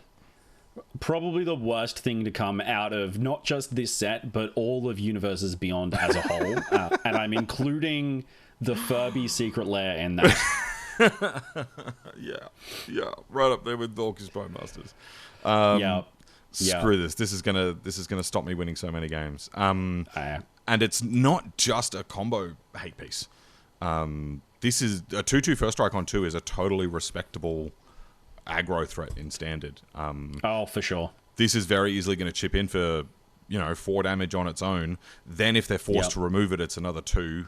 If you can get 6 damage out of your 2-drop that forces them to remove it, that's very potent. Just be careful with your deck building with it, but I'm sure we'll see it in main decks, and I'm absolutely sure we're going to see this in sideboards beyond standard as well. Absolutely. Yuck. Dislike. Quick, put something cute on screen. That's better. Momo friendly flyer. A white 1-mana 1/1 legendary Lima Bat ally flying. The first non-Lima creature spell with flying you cast during each of your turns costs 1 less to cast. So you can cast this and then immediately get the discount. Weft Walking could learn something. Yes. Whenever another creature you control with flying enters, Momo gets +1/+1 until end of turn. Sam, have you fallen in love yet with the Nurturing Pixie deck? Would it be better with Momos in it? Multiple?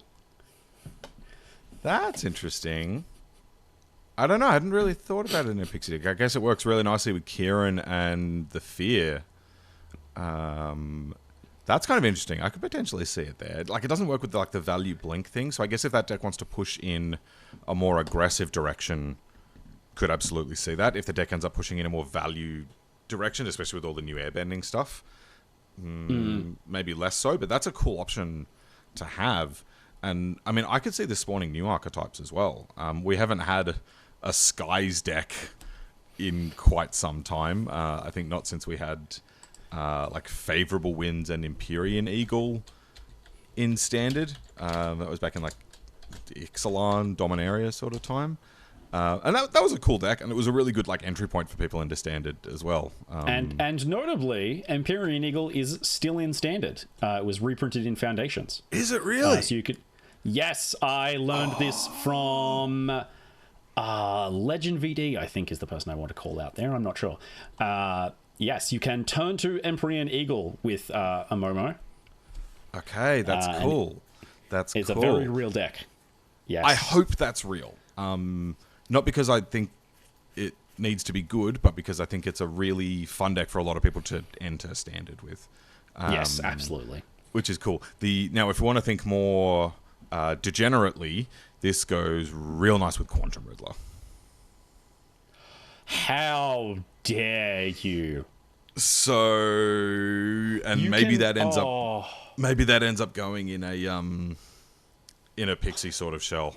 If you can just dump your handful of cheap dudes with Momo, and then Quantum Riddler, draw 2, pick it up again for only 1 mana, put it back down again for only 1 mana, draw another 2. Off we go. This is exciting. I'm glad that you said this with Quantum Riddler before I did my short about this card, because that would have been really upsetting to not see. But it is also really upsetting knowledge to have. I've seen some people talking about that for older formats as well. There are some people that think that that's powerful enough for modern. That's wow. I'm less convinced. I'm not sure. I'm not sure this will break out of Standard, but I think it's absolutely a competitive player for Standard. Yeah, that's solidly a competitive play to me. Yeah. Cool card. I hope I don't learn to hate it. All right, Obsessive Pursuit is a 1 and a black enchantment. Man, seeing the Theros card frame on Avatar is a little bit weird. When this enchantment enters and at the beginning of your upkeep, you lose 1 life and create a clue token. Bitter Blossom, but for clues. Whenever you attack, put X +1/+1 counters on target attacking creature, where X is the number of permanents you've sacrificed this turn. If X is 3 or greater, that creature gains lifelink until end of turn. Is this the new Prophytic Memory? No. Absolutely not. Absolutely not. Look, there's a world where some kind of crazy Scavengers talent sacrifice deck uses this, and it looks a lot like Prophetic Memory. Yeah. But this does not draw you a card. I mean, it does repeatedly do the thing, unlike Prophetic Memory, which only draws you the card on ETB. But only getting the lifelink when X is 3 or greater is rough to me. It's one of these cards that I would struggle to put it in a commander deck if I was being realistic. Okay, interesting. I'm a little bit higher on this. The way to go off with it is are decks that can kind of loop things between play and graveyard without necessarily having a payoff. And the reason why you might want to use this as payoff is it provides 2 rectangles for 2 mana, and then can continue to provide more over a long game. So decks that come to mind are like the Pioneer Igra decks. I mean, those kill the opponent. But yes. They do have a tendency to just be sacrificing a lot of things every turn to try to mill themselves with Scavtail and that sort of thing. At which point you make a giant Cauldron Familiar and force them to kill your Cauldron Familiar. This seems potentially powerful. If we've got some sort of, because we were talking before about Beifong's Bounty Hunters, if there's some sort of sacrifice deck that's not necessarily going infinite, although that might be possible, but if there's a way to just have a lot of sacrifices every turn, this starts to get more interesting. And then there's the question of, like, how good is this in a grindy setup? How good is just getting a free clue every turn to sack if you want to draw cards, or to just use however we feel like using our artifact trinkets? I don't know. I can kind of see. Maybe I'm being optimistic, and maybe I love those kind of graveyard loopy decks a little too much, which is certainly possible. So maybe this is I want to live in the world, but and it probably is. I think that's probably the best place it could go. But I don't mind this. I actually have a little bit of optimism for him. You know, I respect you sufficiently that I will absolutely respect that take and put it in the I want to live. I also, you every time I see the joy in your eyes from playing those sacrifice decks, it makes me want to play them a little bit myself. So, yeah, I want you to be experiencing that. One of us. All right, talk to us about Ozai. Speaking of things that bring joy to my world, lots of red mana. Ozai the Phoenix King, 2 black, 2 red for a 7/7. Love a 6 mana 7/7. Trample, haste, firebending 4. Love a 6 mana 7/7 with trample and haste that adds 4 mana on the turn that you cast him. If you would lose unspent mana, that mana becomes red instead. Ozai has flying and indestructible as long as you have 6 or more unspent mana. Sam, I love this guy. I think that this will genuinely be able to hold up the top end of some sort of weird mid-rangey thing. And I'm finally going to have something to build that isn't mono red. I've done 3 drafts of the format so far and had Ozai in 2 of them. Can confirm very good in draft. That's interesting, right? You reckon this is a 6-drop worth punching face with? I honestly do think so. I think I think that this is because when you get to 6 mana, it's very, very often assuming you've been putting pressure on the opponent. When you get to 6 mana, your opponent has at most 1 piece of instant speed removal, and more likely they have a sorcery speed wrath effect that they're hoping to profitably use on the next turn, and blapping them for 7 hasty trampley damage that costs you net 2 mana is extremely appealing to me.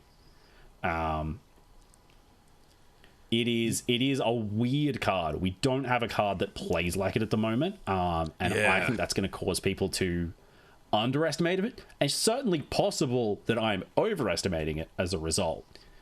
My issue. I feel. Go on. Yep.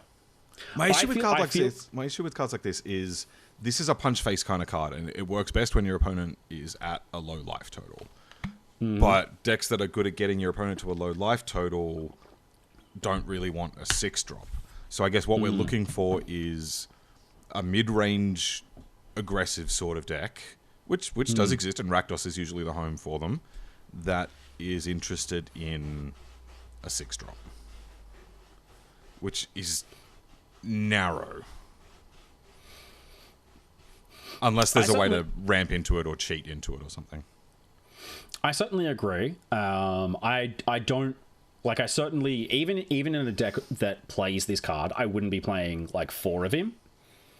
But I think he would be an extremely solid 2 of, as something for you to just be really threatening with, because he does just really quickly end games, and more importantly, that like is an incredibly explosive turn to come back from something like getting ultimate, for instance.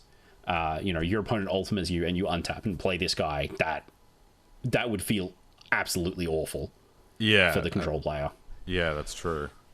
I think I'm still a little bit lower on it than you, but I'll leave the final placement to your good taste.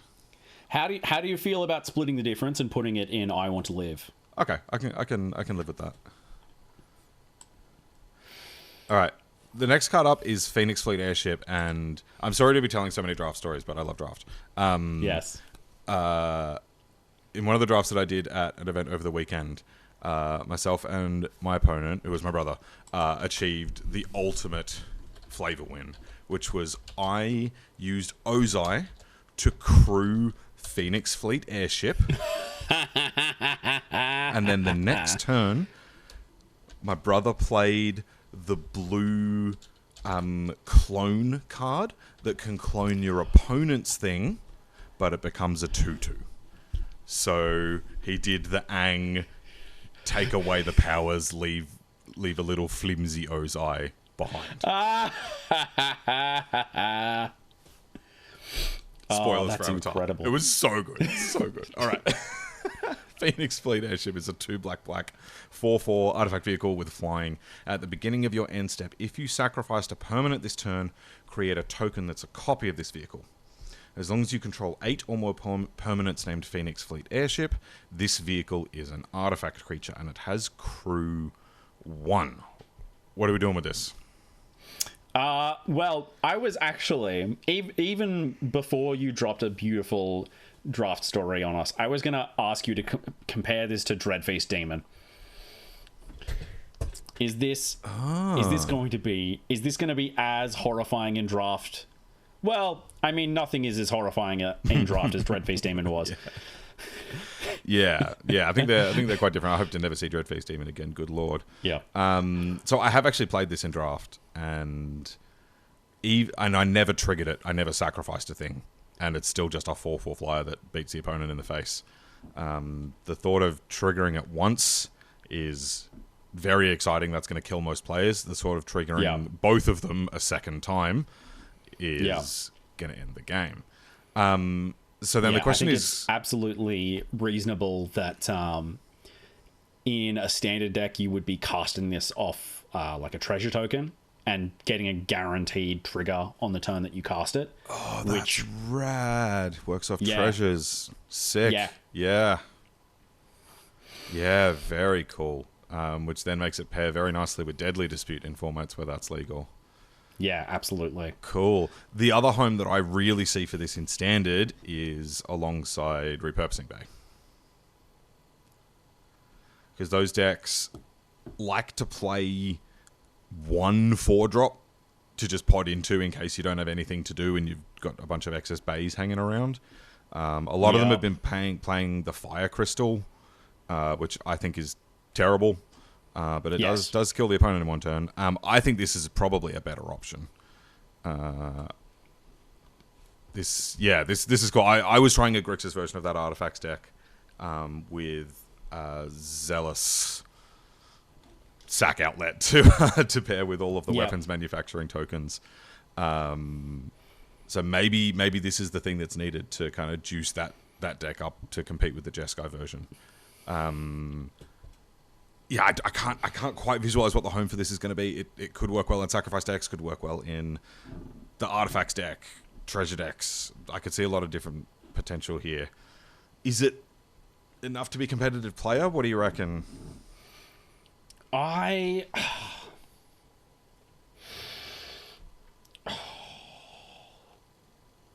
want to say yes. And am I feeling just overly generous? But it's also the fact that we've identified some really simple decks for this to go into. I don't necessarily know that this will end up in any like Pro Tour lists. Mm-hmm.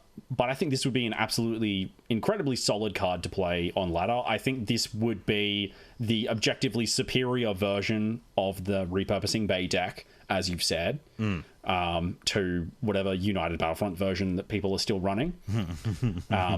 And I mean, if people would come into my comments and argue that United Battlefront is a competitive player, then so is this. Sure. I guess the other thing is a lot of those decks are, and this applies to both Sacrifice decks and Artifact decks, they're often weak to Pinnacle Starcage effects, just kind of sweeping away all your little trinkets and all of your synth tokens. The fact that this is a creature that survives both Starcage and conventional Wraths, although not Ultima, that's kind of interesting, and that does potentially give this another angle. Absolutely. Next. All right, next we're talking about Planetarium of One Shitong. 6 mana for a legendary artifact. 1 tap, scry 2. Whenever you scry or surveil, look at the top card of your library. You may cast that card without paying its mana cost. Do this only once each turn. Oh, Sam, what are some easy and simple ways to scry or surveil on my opponent's turn? On your opponent's turn? We don't have fetch lands in Standard. I mean, I was going to say, do you know what you could spend 7 mana on? The End Stone. A 7-drop.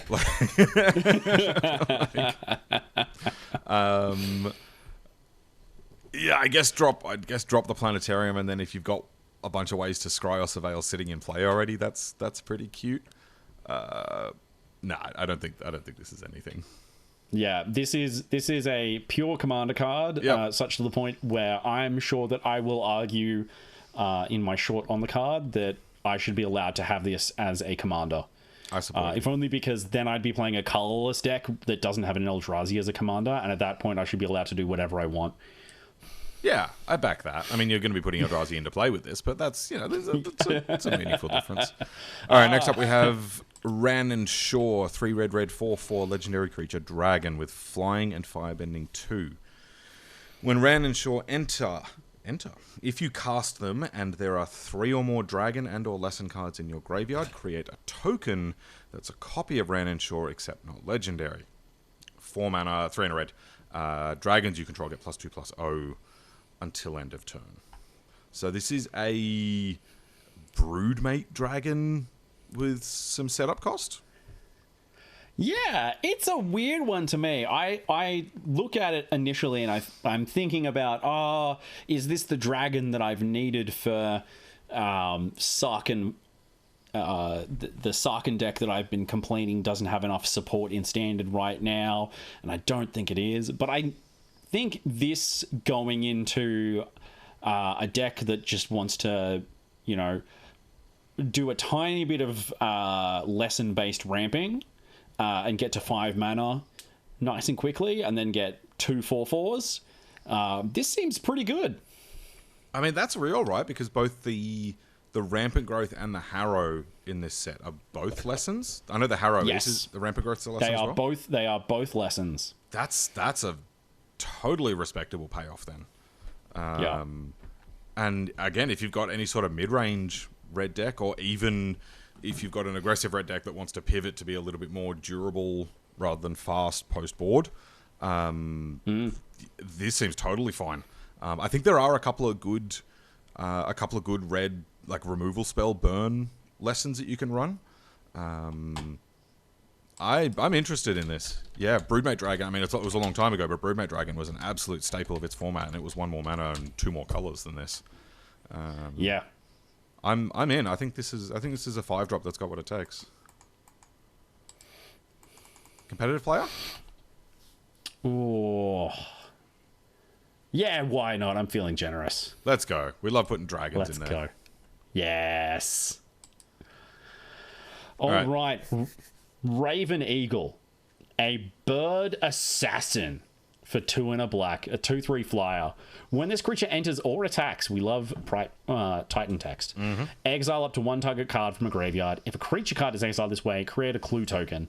Whenever you draw your second card each turn, each opponent loses 1 life and you gain 1 life.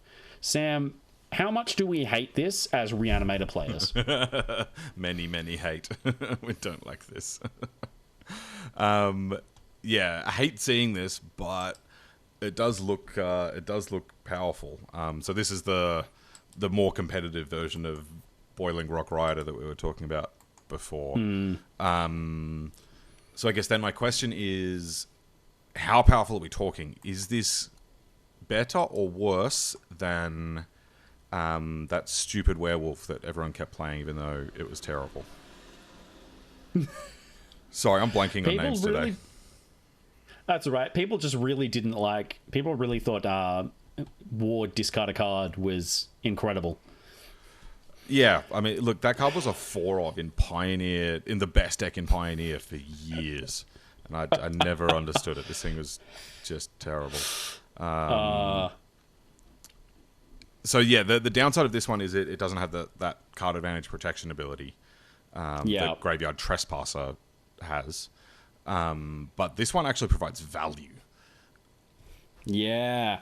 It's a little bit worse as an aggressive threat though. Like part of the thing with Trespasser was that it could kill you pretty quickly. So all that together, I like this. I think this is absolutely competitive. Yeah. Incidental I agree. graveyard hate on an evasive body, and the last ability is going to be relevant as well. I like this. Yeah, I agree. I think there's going to be plenty of situations where you're triggering the final ability just perfectly fine. And I think that is going to end up... that's the kind of thing that does add up in the same way that Graveyard Trespasser's ability did. I agree. Can we bump Boiling Rock Rioter down a tier and toss the Eagle up here? Because I think as long as the Eagle's around, we'd prefer to have that than Rioter. All right, next up, we've got Realm of Ko. This land enters tapped unless you control a basic land. Taps for black. 3 and a black tap. Create a 1/1 colorless spirit creature token with this creature. I'm going to yawn in the middle of reading the card. Not because it's boring. This token can't block or be blocked by non-spirit creatures. Michael, they're so free. They are. It's crazy how much I was ripping on 5-tap, make a 1/1, and now I see 4-tap, make a 1/1, and I'm like, this is actually totally fine. And it's really, the difference is just that this taps for colored mana. 100%. 100%. So, so long as you can meet that basic condition reliably enough, go for your life. And I mean, this probably does want to be in a more aggressive leaning deck because the tokens can't block. Yeah. You probably want to be a more aggressive leaning black deck, but as long as you're that, toss it in.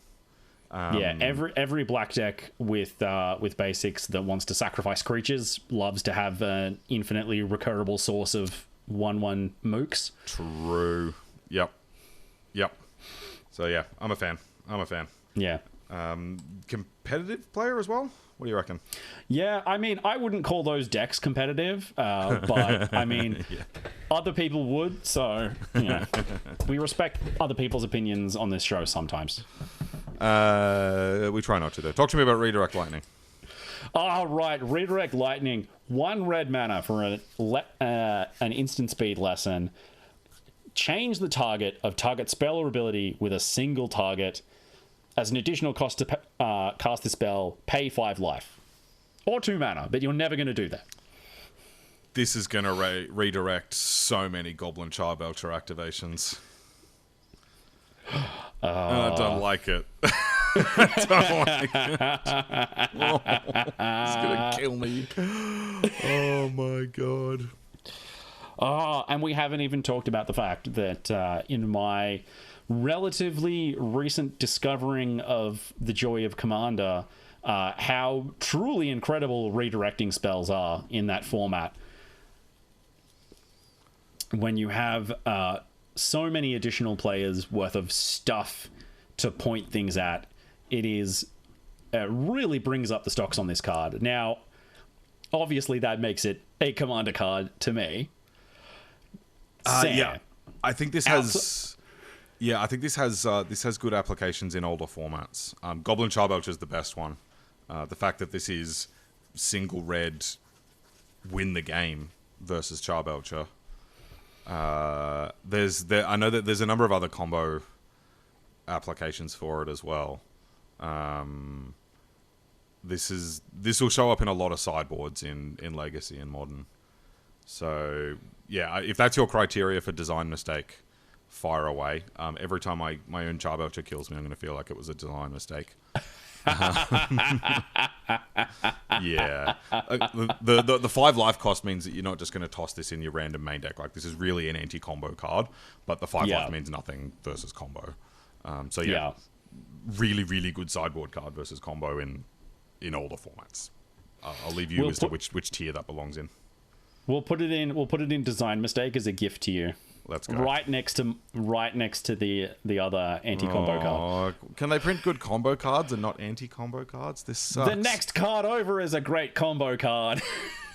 Sandbender Scavengers is a white-black 1/1 human rogue. Whenever you sacrifice another permanent, put a +1/+1 counter on this creature. When this creature dies, you may exile it. When you do, return target creature card with mana value less than or equal to this creature's power from your graveyard to the battlefield. Huh. Do you have a use in mind for this? I don't know that I have a specific use in mind for it. I know that it's going to go absolutely gangbusters in the Raise the Past decks. On the off chance that the people playing those decks actually want to spend rare wildcards. Unlikely, yeah. But, I mean, it's entirely possible that this accrues counters fast enough that it does just become powerful enough. I mean, it's gonna... as soon as it's a 3/3, it's bringing something back that's larger than it was to begin with. And that feels like it's going to happen very quickly to me. Michael, I love how fair you think. Here's what we're actually going to do with this. We're going to play this with no. We're going to play this with Scavenger's Talent. Okay. And again, some sort of deck that can do lots of sacrifices in a single turn. Again, thinking Pioneer Sacrifice, Pioneer Egra, Standard, Beifong's Bounty Hunters type deck. Uh-huh. And then we're looking to get the payoff for our sacrifice engine into play with the Scavengers, because we just mill all of the cards in our deck using whatever we want, Overlord of the Baelmerk, or Scavtail, or Dredge's Insight, whatever. Get the payoff that we need into the graveyard, Egra, Beifong's Bounty Hunters, whatever it needs to be, stick the Scavengers into play, build it up in a single turn, sacrifice it to the sack outlet, bring the payoff into play, and hopefully win. Oh, that's so gross. That's really making me realize that that second ability needed to cost some mana. Yeah, and the fact that this triggers off any permanent. Sacrifice your treasure tokens, all of your random trinkets in play. It even triggers off fetch lands. It seems fairly niche is the only thing. Like, this is asking for a sacrifice deck that can support the colors and that is built in such a way that it's trying to get like one big final payoff into play. So that probably makes it a tier C, but I can see it getting there. I think this is better than it might look at first glance. Oh, I'm willing to hedge our bets and put this in competitive play. Hey, go for it. I love it. Yeah. That's and the fact that it might just go in the Raise the Past decks as well. Yeah. Yeah. You've genuinely scared me. Yeah. Cool. I love look how much competitive stuff we've got. This is great. Yeah, absolutely. Next, lots of blue pips. 4 blue pips. Secret of Bloodbending. 4 blue mana for a lesson sorcery. As an additional cost to cast this spell, you may waterbend 10. You control target opponent during their next combat phase. If this spell's additional cost was paid, you may control that player during their next turn instead, and then exile the spell. This seems... I look at this and I think this has to be good. Oh. Surely I only need to control my opponent during their combat phase to make them make some awful attacks. I could eat a bunch of their creatures and then crack back to win the game. Surely I'd never need to pay the 10 mana on this card. That sounds like a kind of cute thing that might come up in draft every so often. Yeah. Look, Zeb, I'm trying to find any use for this card. Yeah, I think the combat thing is not going to be super relevant in Standard, and we know that Mindslaver is a powerful constructed effect. So then the question is it worth all of the setup? Yeah. So if we think about the ones that have seen play before, actual Factual Mindslaver has seen play because they forgot to make it exile itself in that one. So the best thing to do with that was loop it. Emrakul the Promised End continues to see a lot of play. It's currently seeing a lot of play in Modern right now because it's really easy to fill up the graveyard, and we've got Eldrazi's Soul Lands, so that's enough to get that. Also, you get a 13/13 Flying Trample with protection along with your Mindslaver. This one, you get none of the bonus effects. You can't recur it. You don't get a body or anything. You just get a one-shot Mindslaver effect. And then the setup is you need a lot of stuff in play. You need 4 mana and then 10 other stuff, which is not impossible.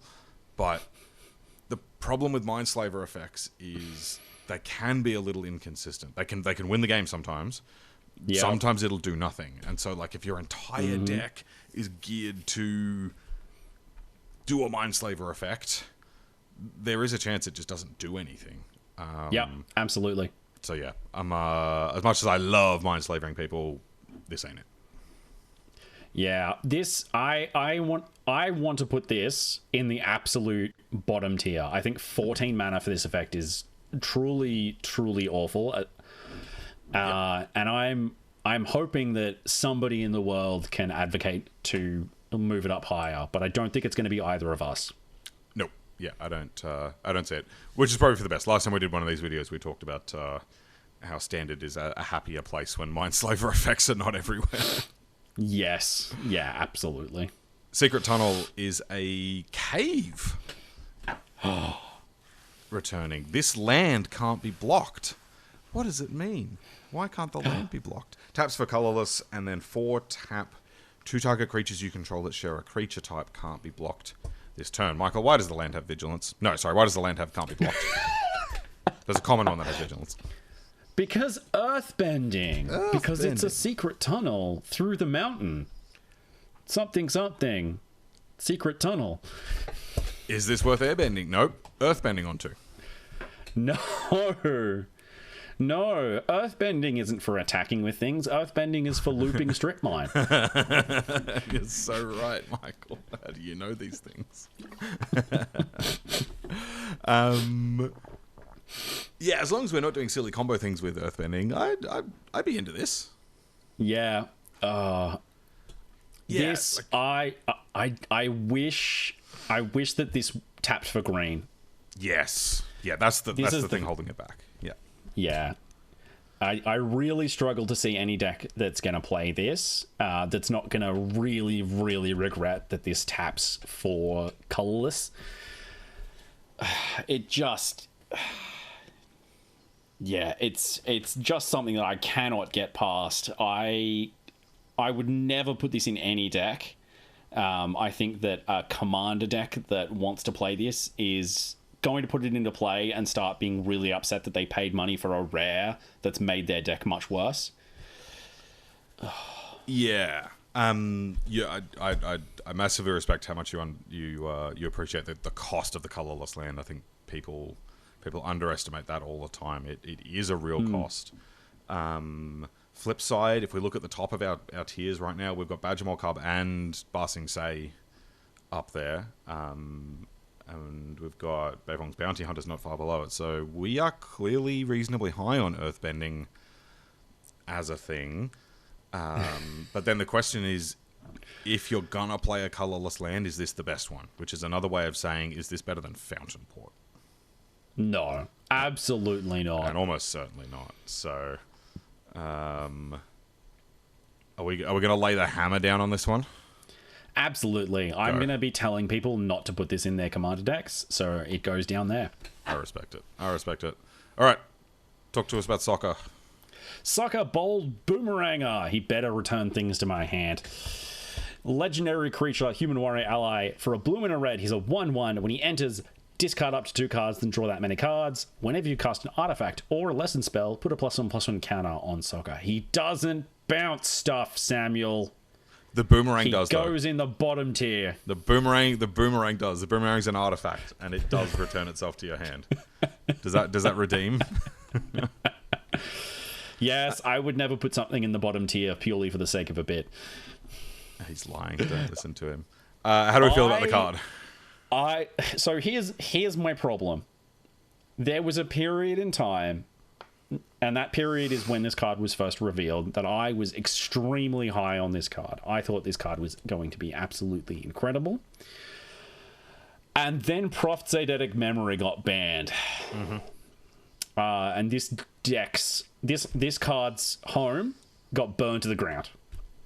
Yep, I agree. And I don't know where this would go that isn't that deck specifically. Yeah, I agree. I mean, it does go really nicely with Marauding Marco. So, like 1-drop into 2-drop. That is a nice start. It's competing with FOMO and does not stack up well in that comparison. But there's no reason why you can't play both of them necessarily. And then I guess it's giving you the effect of Scholar or Kiora, which are a mana higher but give you a much, much more respectable body. If there's a Lessons deck, which I could believe there is, Accumulated Wisdom is not a rare, so we haven't talked about it, but would be the centerpiece of that deck, I think. I don't know. Like, I don't think I want this in a Lessons deck. I want this in a Marauding Marco deck. Can we combine them? I don't know. I'm pretty unoptimistic that that's going to happen. Yeah, unfortunately, I tend to look at a card that has two halves like this that want to both go off. And that usually makes them worse. Normally, when you see a card that like does two different things, if you're choosing between them, flexibility is good. But this is definitely the kind of card where it's clearly been, costed, power balanced around doing both of these things in one deck. And I don't think that's ever going to happen. I agree. I can't reasonably put it in the bottom tier because I think it's just... like, as a 2-drop, with just that Enters ability, I think it's just too good for that. Okay. But I also don't want to live in the world where this tier is competitive, because that would be the world where Prophet's Eidetic Memory has been unbanned. It sounds like a Commander tier card, then. Absolutely. All right, let's take a look at Season 3 Soccer, Tenacious Tactician. 1 blue, red, white. 3/3 human warrior ally. Has menace and prowess. Other allies you control have menace and prowess. Whenever you cast a non-creature spell, create a 1/1 white ally creature token, which will have menace and prowess. Is Monastery Swift Spear finally good, Sam? Nope, wrong card. That card's always been good. Monastery Mentor. Mentor. That's the one. Yeah, look, what I think Monastery Mentor was really missing was 2 more colors and 1 more mana. I think that's what that card was really missing. So yeah, I don't think so. I don't know. Cool card. I don't know. Is this a Commander card that people are excited about? I don't know. It's not fully constructed. No, people are going to love playing this in Commander. I think it's got enough stats stuffed into it that it's never going to make you actively make your deck worse. And it doesn't need to go in the allies tier despite doing ally stuff because it provides its own allies. Agreed. Yeah, would probably be decent in an allies deck, though. Well, absolutely. No. Those decks probably want to be all creatures. Probably not. Anyway, that's a good point. Southpaw Voyager, talk to us. Southpaw Voyager is 1 and a white for a 2/2 human scout ally. Whenever this creature or another ally you control enters, you gain 1 life. If this is the second time this ability has resolved this turn, draw a card. Is there any reason for this to go in any tier besides the allies tier? Nope. All right, moving on. Sozin's Comet. 3 red sorcery. Each creature you control gains Firebending 5 until end of turn. And it has Foretell for 2 and a red. So for those who've forgotten Kaldheim, that means that during your turn you can pay 2 and exile this card from your hand face down, and then cast it later for its Foretell cost. I got so excited when I saw this. This just looks like mana explosion. But despite me negotiating with my team for a while, I couldn't actually find anything good to do with it. No, the best thing to do with this card is to repeatedly... find a way to hold the mana over for 1 additional phase and then repeatedly activate Aggravated Assault with it. And the broken card in that pairing is not Sozin's Comet. Yeah. That's the second time Aggravated Assault's come up today. Yeah, the combo that people are talking about is Electro from I think the Spider-Man set. From Spider-Man, yep. Yep, that lets your mana flow over till your main phase. There is also Ozai himself, which can do the same effect. I don't know. I feel like if this card is gonna be broken, it's because you can find a way to just kill your opponent with 10 to 15 to 20 mana in combat. Yep. I hope that's real, because that sounds awesome, but I haven't figured out how to do it. Which, I don't take that for as many grains of salt as you want.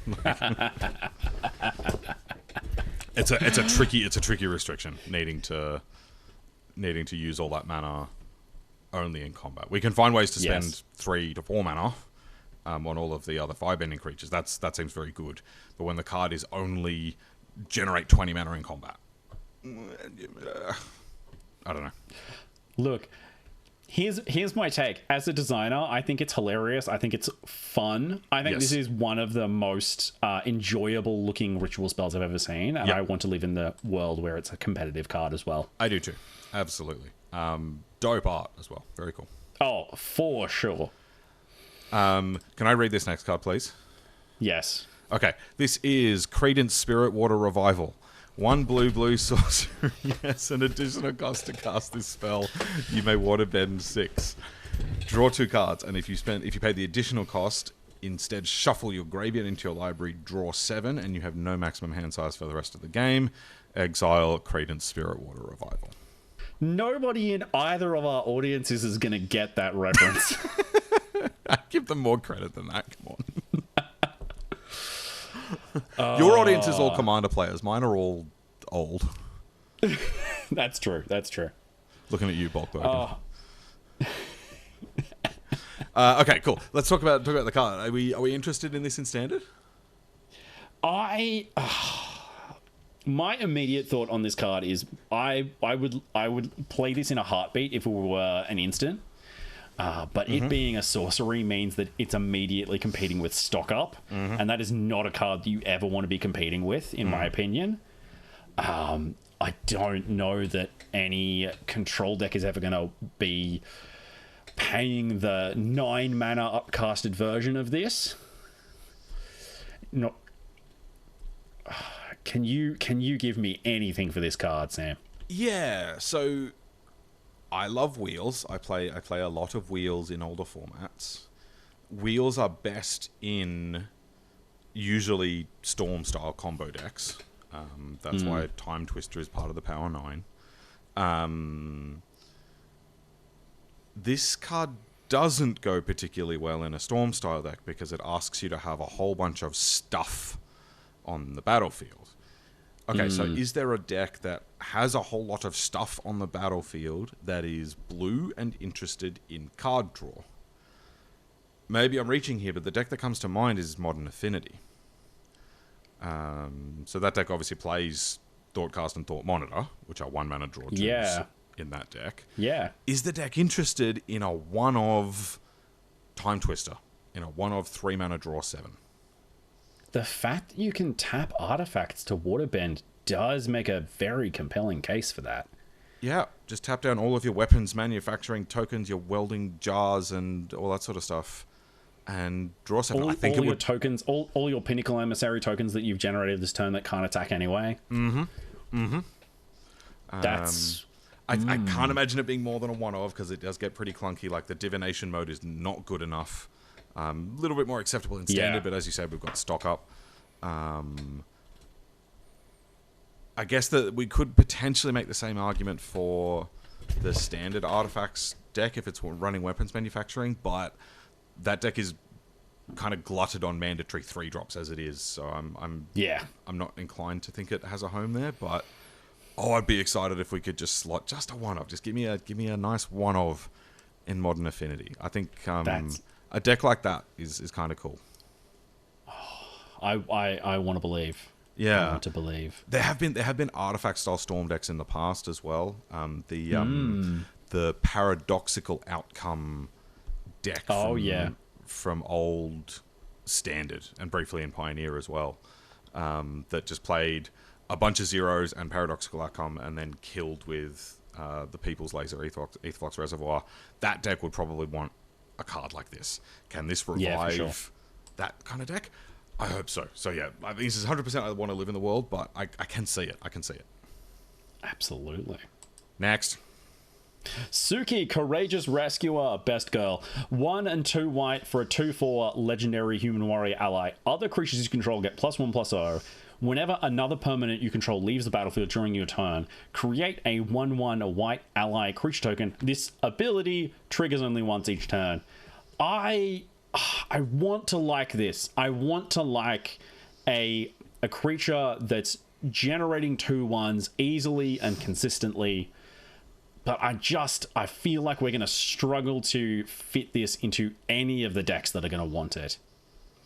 So do you see this as a white aggro sort of card? Do you see it as a sacrifice sort of card? Where do you think this might go? So I'm thinking either a top end for a white sort of aggro deck, or potentially trying to fit it into the more slightly value bounce, like self bounce deck. It leaves the battlefield. Yeah, nice observation. Yeah, with the Cosmic Grand Zenith. Yep. It's rough. It kind of I'm wondering if it's competing with what's the vampire that comes in with a bat and then has battle cry? Yeah, Sanguine Evangelist. Face. Yep. Yes. And it plays much more to the deck. It makes way more bodies. Yeah. And doesn't ask anything of you. Yeah. So yeah, I think I agree that this is probably not. Oh God, yeah. I don't know. I think if this is played, it'll be in a white aggro deck, probably with a bit of a tokens sort of theme. But then is it better than Cosmic Grand Zenith? Is it better than Sanguine Evangelist? I think it's for sure not better than Cosmic Grand Zenith. I think it goes with Cosmic Grand Zenith, but 2-3 drops in a deck like that, they're really sort of competing for space. Yeah. And it really becomes that point where it becomes Cosmic Grand Zenith, and then there's like space for one other card at 3 in that deck. You're right. I think you're right. There's power there, but I think you're right that it's not quite as good as the other options in Standard. Yeah, I'm not feeling quite generous enough to put this in competitive player, but I think this is a solid I want to live. Or we pop it in the allies tier, because she'll probably be good there. I mean, she would be good in the allies tier, but the allies tier is all the way down here, and I don't want it to be below the commander cards. Okay, that's fair enough. All right, next up we have the Earth King. 3 and a green, 2/2 legendary creature, human noble ally. When the Earth King enters, create a 4/4 green bear creature token. Surely you mean platypus bear. Why is it not a platypus bear? Because it's just a bear. Bottom tier. Bottom tier, because it's not a platypus bear. Whenever one or more creatures you control with power 4 or greater attack, search your library for up to that many basic land cards. Put them onto the battlefield, tap, then shuffle.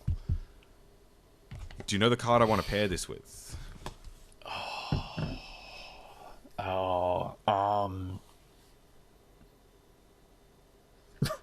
It starts with an L and ends with an umbering world wagon.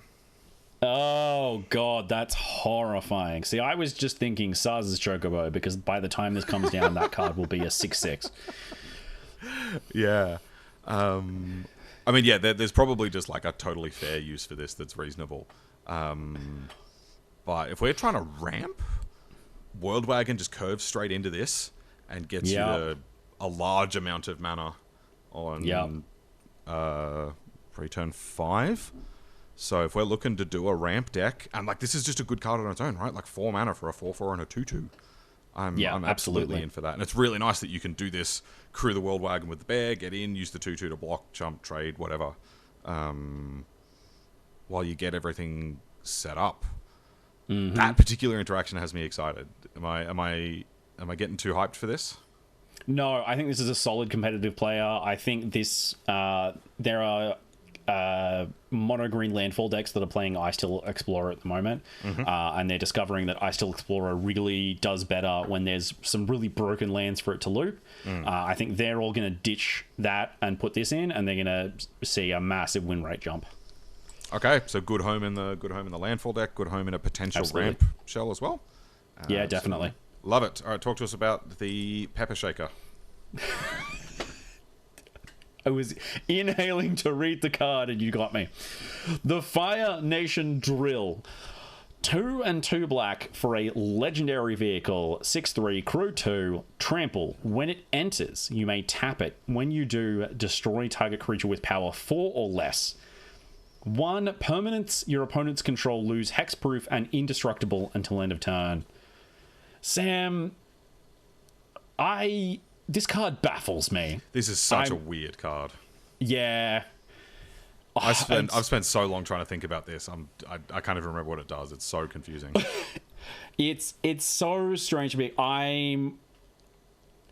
I'm so baffled as to why a 4-mana legendary vehicle couldn't just murder any creature on ETB. Yeah. And why do I have to tap it? Yeah, it has to be tapped. And I mean, defending with a vehicle is weird at the best of times anyway, but also defending with a 6/3, it's...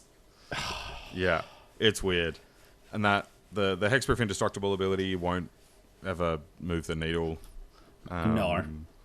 This is weird. I think this is just going to make your deck worse, and it's... I don't know, maybe I'm wrong because this is so confusing, but I think this is just a bottom tier player. Yeah. I think the only reason that this card worked is because the Walls of Ba Sing Se were inherently flawed to begin with. You're so right.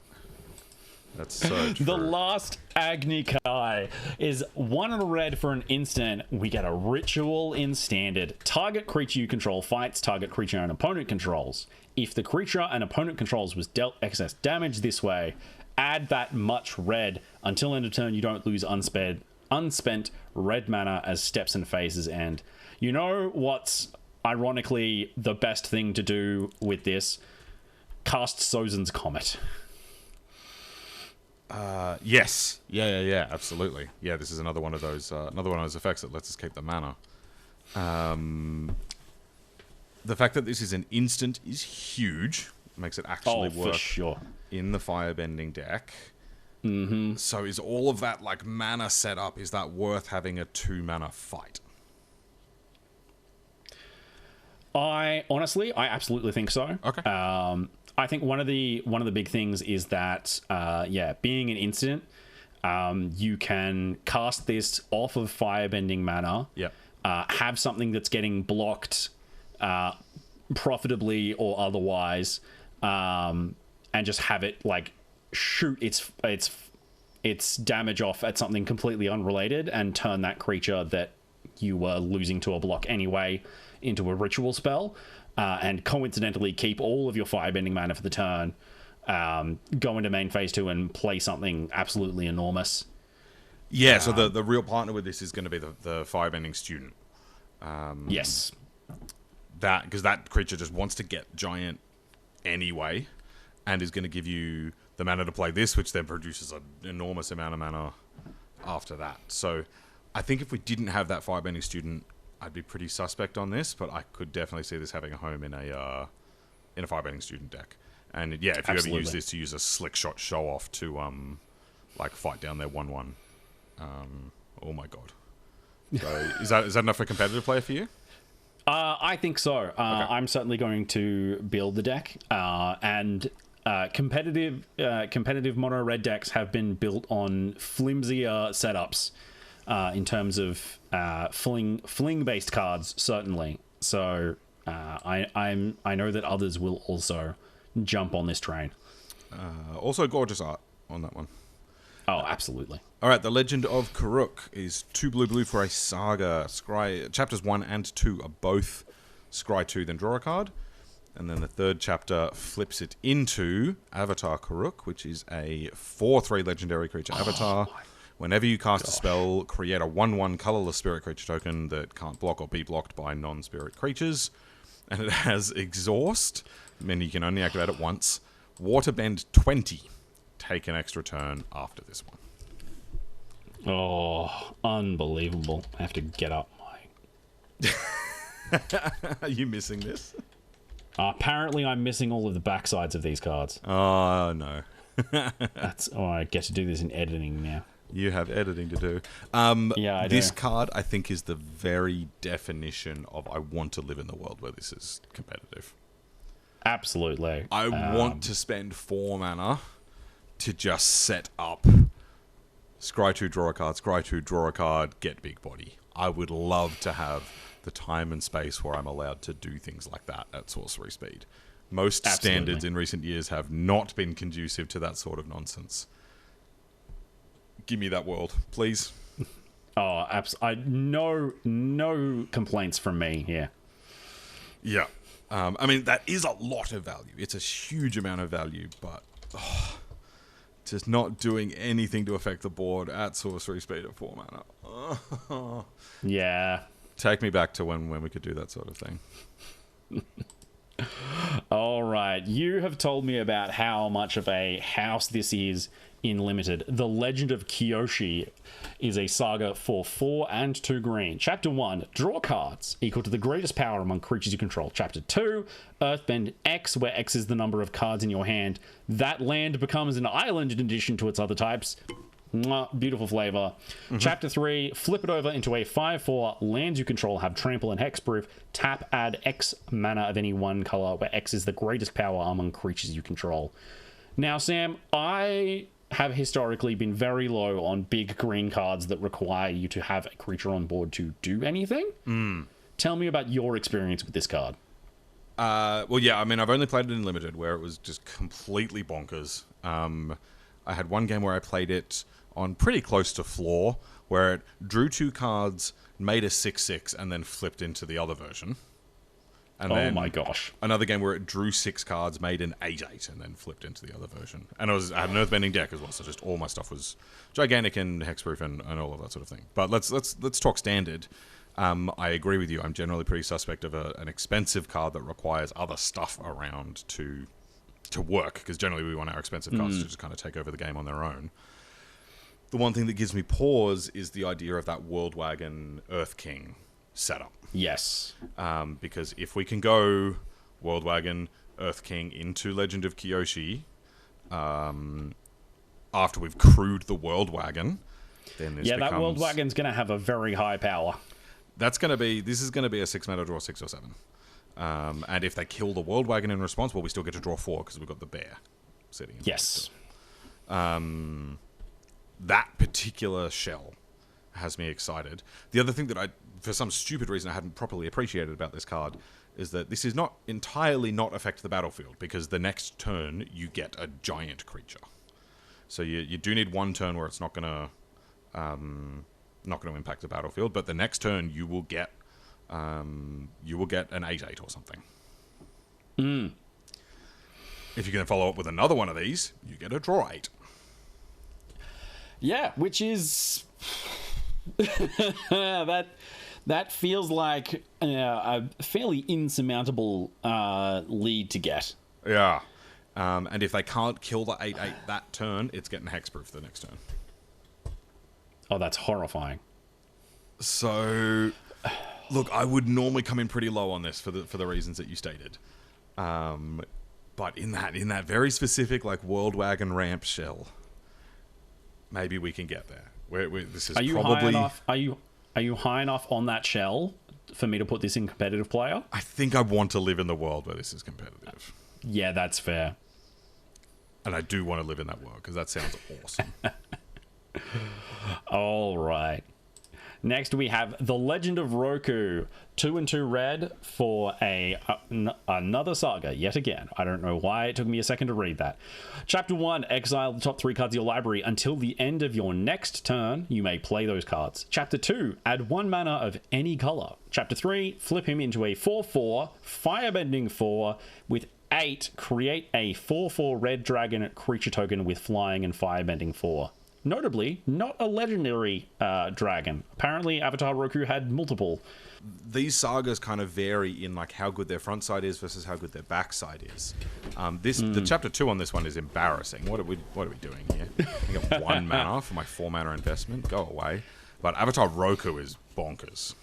Yes. So how do we feel about the front face? Like, am I undervaluing that front face? I don't think so. I think 4 mana to impulse some cards that you're not even going to play, that you're not going to play this turn, and then you have to play next turn. You're going to reasonably get probably 1 land out of them and then 1 spell. 4 mana draw 2 is not very good, especially when it's constraining your spells, and then adding 1 mana on that turn, also very rough. Are you going to even survive to the point where you're flipping this into Avatar Roku? Yeah, that's the problem, right? The card that this most reminds me of is Showdown of the Skulls. And Showdown of the Skulls has seen a reasonable amount of play. It's often a sideboard card that white-red decks bring in for decks that play lots of removal. I think even Modern Energy has played that in the sideboard from time to time. And we've seen it quite a lot across a few formats. Again, that Pia deck played it.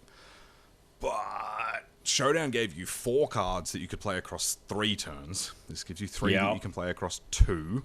And then Showdown's second and third chapters just like added like 4 to 6 power to your board. Whereas this one just like gives you the finger. So I'm not sure it stacks up all that well. So I'm ending disappointed, I think. I'm certainly disappointed. I think that Red Sagas are still paying for the sins of Fable of the Mirror Breaker. And I'm honestly low enough that I would put this in bottom tier. Woo! All right, I'm here for the hate. Much like Roku. All right, next up we have The Legend of Yang Chen, and we've had this card with us for like 2 weeks now, and I only finally got an answer to my rules question about it yesterday. Wonderful. 3 white for a saga. Starting with you, each player chooses up to 1 permanent with mana value 3 or greater from among permanents your opponents control. Exile those permanents. I'm just going to pause here to explain what that means. Commander players, go nuts. In 1v1, you, and then, because it starts with you choose a permanent that your opponent controls, then they can choose that same permanent, and then the ability resolves. So this is not an Exile 2, it is only an Exile 1. Yes. Chapter 2. You may have target opponent draw 3 cards. If you do, you draw 3 cards. And then it flips into Avatar Yang Chen, which is a 4/5 flying. Whenever you cast your second spell each turn, airbend up to 1 other target non-land permanent. So also a very powerful back face. I was so excited for the front half of this, where I was thinking, okay, we get up to turn 5, exile your Kaito and your Enduring Curiosity. As it is, it's just going to be one of those things. How do we feel about this? Look, I want this to be good, but let's be clear. If we thought that the last cards, Chapter 2, was giving us the finger, this is flipping us off with both hands while driving away in a car and blasting us with mud from the puddle. Yeah. I would never, ever resolve this Chapter 2 in one-on-one. And frankly, as a designer, I hate seeing cards like this put into standard sets because they're only even remotely playable in hyper-political, like, non-competitive commander tables, and should not be in 1v1 formats at all. Like, there's just no value in that Chapter 2. And I honestly, you could put "you win the game" on the back face, and I would still be putting this in bottom tier. I love that. I love that that second chapter is supposed to be like for, you know, casual multiplayer stuff, but the like my Spike sort of side kind of likes it, 'cause I'm like, okay, well, how do you, because it's optional, right? So it's like, how do you optimize that? Well, I get the first shot at the 3 cards, so like, can I do something powerful on my turn before they get to use the 3 cards?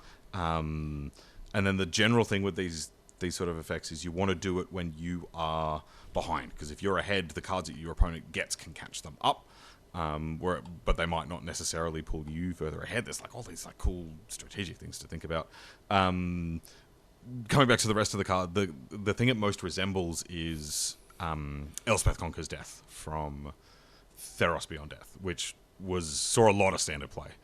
Okay. Yeah.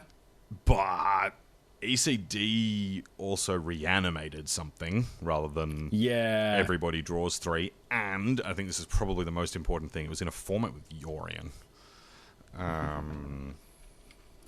But I mean, that being said, we are in a format with Pixie.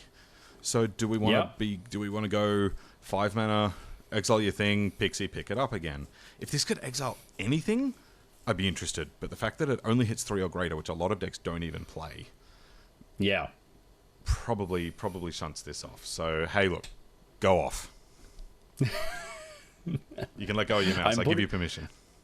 I'm putting these cards in bottom tier until they stop printing symmetrical draw effects. Except Time Twister. We like those ones. All right. You like them because Hullbridger exists. Okay. Please explain to us why the Lion Turtle is only a 3/6. Because they chickened out from giving us a ultra-sized card that you could only get by purchasing custom commander decks. I would have honestly found that acceptable if it was like a 520 and the only printing of it was an oversized commander card. Yep. I mean, like, yeah, or like this should have been Uro. Make it Uro. Or nothing should be Uro. That's true. Nothing should be Uro. Or like Leviathan, right? Yes, absolutely. What it is a legendary Elder Cat Turtle for 1, a green, and a blue. It is a 3/6 with vigilance and reach. When it enters, you gain 3 life. So important. You get reverse bolted. It can't attack or block unless there are 3 or more lesson cards in your graveyard, and it has tap at 1 mana of any color. Sam, this doesn't do any teaching people how to take away bending. No. Can we put it in the bottom tier because it's a flavor fail? Absolutely, we can. Yeah, get out of here. Get out of here. I came up with so many much more exciting alternate designs for the Lion Turtle before this set came out, because it was one of those things that you knew was absolutely going to be in the set. It was going to have an incredible design, and this is one of the most underwhelming generic green-blue rares that I could have possibly ever seen. Yeah. This set deserves a lot of props for nailing the flavor in so many overt and subtle ways, but this one missed. Absolutely. The Mechanist, Aerial Artisan, 2 and a blue for a 1/3 legendary human artificer ally. Whenever you cast a non-creature spell, create a clue, and then tap... I'm gonna yawn again.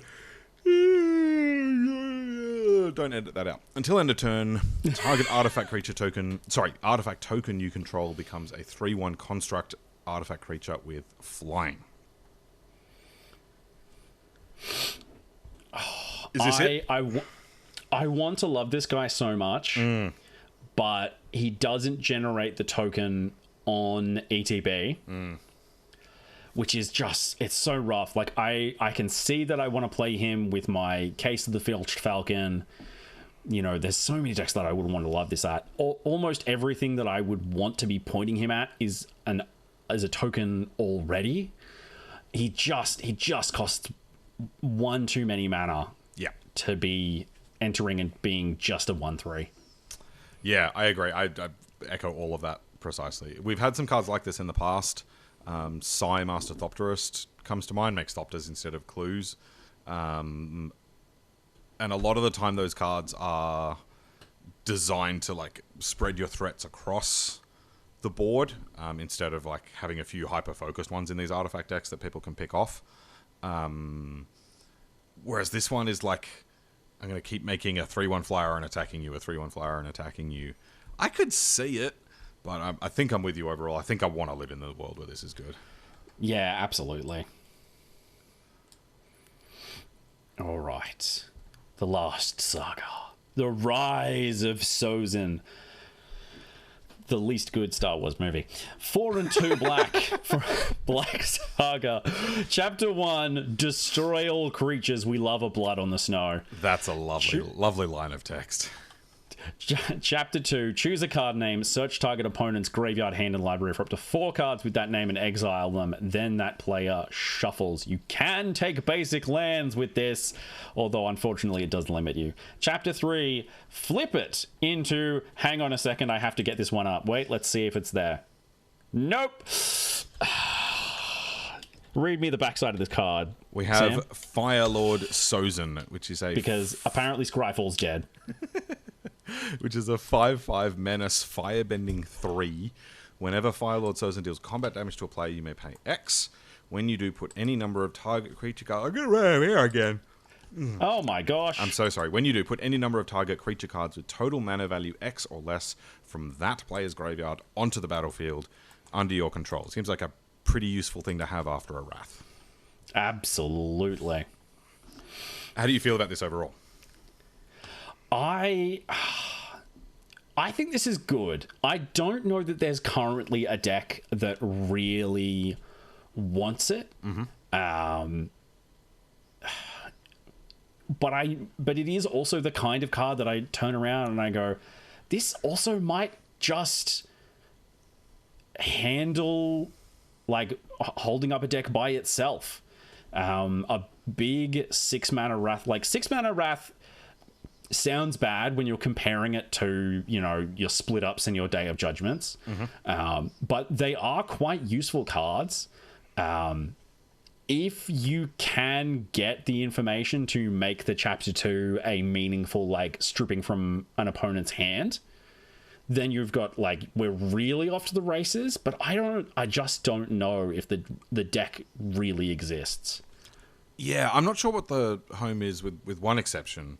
The thing I really want to draw people's attention to is that this is a Wrath that is on a permanent. We don't get these very often because there's interactions that get kind of crazy. One is you can just use your green, pick up a permanent from the graveyard effects. You can pick this up with Dredge's Insight, I think. Yes. Whatever. No. You understand the point. Green is good at picking up Yes. enchantments from graveyard. Yes. You can also flicker it. Yorion has been doing these sorts of things before. We have Pixie in Standard, so we can Rise of Sozin, get the second chapter off, strip their hand, then play Pixie and pick it up again, and just hold it in hand until you next need a Wrath. That's very powerful. That's very powerful. Yeah, absolutely. Yeah, we don't get this very often. We had Phyrexian Scriptures many years ago, which I did a lot of those sort of shenanigans with back at that point. So we're probably wanting to live in the world where this is good, but I can absolutely see that world. The other card this reminds me of actually is sorry, blanking on the name, but the one that you can collect evidence for and then strip a card out of their deck. Which I have had decks play Deadly Cover-Up. I've had decks play that against my combo decks without destroying a single creature on the board because they just want the 5 mana surgical effect. Yeah, that is true. So this is one more, which makes that a lot worse, but you do get a creature on the other side of it. There's enough there that I'm interested. I'd toss this in the middle tier. How do you feel? Absolutely. Absolutely, I want to live. Sick one. I also want to live in the world where the Unagi of Kyoshi Island is seeing play. This is 3 blue for a 5/5 legendary serpent with flash. Totally didn't swallow a yawn. It has Ward Waterbend 4. Play your land before you play your removal spell, people. Or before you enter combat, for that matter. Whenever an opponent draws their second card each turn, you draw 2 cards. Woo! Oh, I do love flashing in a opponent draws payoff in response to a draw spell. More draft stories. I had someone flash this in combat when I'd used my Firebending mana to draw a card off my sack land, and they flashed this in response, drew 2 cards, and then ate my creature in combat. Oh, that's so gross. So, I mean, this card in Standard has all of that functionality as well. Yep. Drop it in to draw 2 cards, drop it in combat to eat something. It's got a pretty hefty ward cost. This has kind of all the makings of like a blue control deck style threat. I'm pretty high on this one. Yeah, me too. I think to myself, oh wow, I can flash this in to well, not to block a Kaito. But I think make that connection in my head, and then I go, oh no, blue black mid range has another giant flashing creature that they can ruin my life with, and I know that it's going to see play in that deck. Yeah, I mean, getting to 5 mana probably limits it from like the Kaito decks and pushes this more towards a control win condition, I think. But I mean, we've seen standards that just get pushed a little larger. We haven't seen one in a while because mono red has been so dominant for so long. But we've had plenty of standards where curves do just get pushed a little higher. You end up with a mid-range arms race where every mid-range deck wants to go just a little bit bigger to beat the other mid-range decks. So this could end up there. This could be a control win condition. There's enough here to like. Are we calling this competitive player? I absolutely think so. Yeah. And I hope it is. Though. It looks very fun. And from the highs of competitive player down to absolute immediate meme cards, the Walls of Ba Sing Se. 8 mana for a legendary wall. 0/30 defender. Other permanents you control have indestructible. Sam, is there a butts deck outside of Standard? Yeah, lots of them in Commander. Yeah, I know this much. This much I know. Oh, there's so many butts decks in Commander. Man, people love them. They think they're so cute. Look, if you want to just kind of drop an edit in here, and we'll remove all of that. Do you want to just try instead? Do you want to just ask me what I would rate this for Standard? No. Come on, put it in the tier. We know where it goes. Hey Sam, what would you rate this for Standard? I don't know, probably like a 1 out of 10. Oh, you! I can't believe I fell for that. I'm so mad. I can't. It's 2 a.m. I'm recording in a warehouse. You hit me with that subversion. I'm moving on to cute, small blue cards. Tiger Seal is a 1/1 3/3, 1 mana 3/3 in blue with vigilance, and at the beginning of your upkeep. I'm so mad I can't read the card properly. Tiger Seal, 1 blue for a 3/3 vigilance. At the beginning of your upkeep, tap this creature. Whenever you draw your second card each turn, untap this creature. Sam, I don't know that there's going to be an aggressive blue deck that's actually going to make a home for this, but I mean, I could build it. Seems really good with Proxydatic Memory, hey? Why do you have to make me sad? Actually, no, you know what? That doesn't make me sad. I'm glad that Proxydatic Memory got banned. Yeah. Maybe that's what Design was playing with, and they spared us from that future. Yeah, I mean, this still goes in the shell, right? Like curve this into FOMO, into Scholar, and then off you go, right? Like we've still got that creature-based card draw deck, and this now gives us 8 good 1-drops together with Marco. So the question is just going to be: is that shell still good after it's had 2 good cards banned out of it? Quite possibly. FOMO is still a very powerful card. Yeah, for real. There are weaknesses to this, though. Like, you need to do it every turn, or your card doesn't do anything. I don't know. What do you reckon? I think devastatingly, the worst thing that I can say about the FOMO Marco deck is that it has to play fair now. I want to put it in competitive player because I am loath to underestimate that deck, and I know that I could run it on ladder and I would have a great time. And this rounding out that 8 copies of decent 1-drops, meaning that you statistically pretty much always have one in your opening hand, does make the deck very real. It's just, it's so hard to evaluate that deck correctly when it's had so many pieces just kneecapped completely. Yeah, I mean, maybe this gets in there in Pioneer as well, but we do still have Proxydatic Memory. That's horrifying. Competitive player. Yeah, it's probably competitive. I don't want to put it in the next tier down because I don't want to live in the world where this is competitive. Enough. Stop. All right, let's talk about Toph. This is a barrier tier in both directions. Exactly. All right, we've got Toph, Hard-Headed Teacher, 2 red-green for a 3/4. When she enters, you may discard a card. If you do, return target instant or sorcery card from your graveyard to your hand. Whenever you cast a spell, Earthbend 1. If it's a lesson, put an additional +1 counter on that land. I don't know how to evaluate this. It's so... The crazy thing is that even just that first ability... I mean, she's a 4-drop, which is rough. Yeah. But even just that first ability of ETB, discard a card to regrow an instant or sorcery is absolutely fantastic.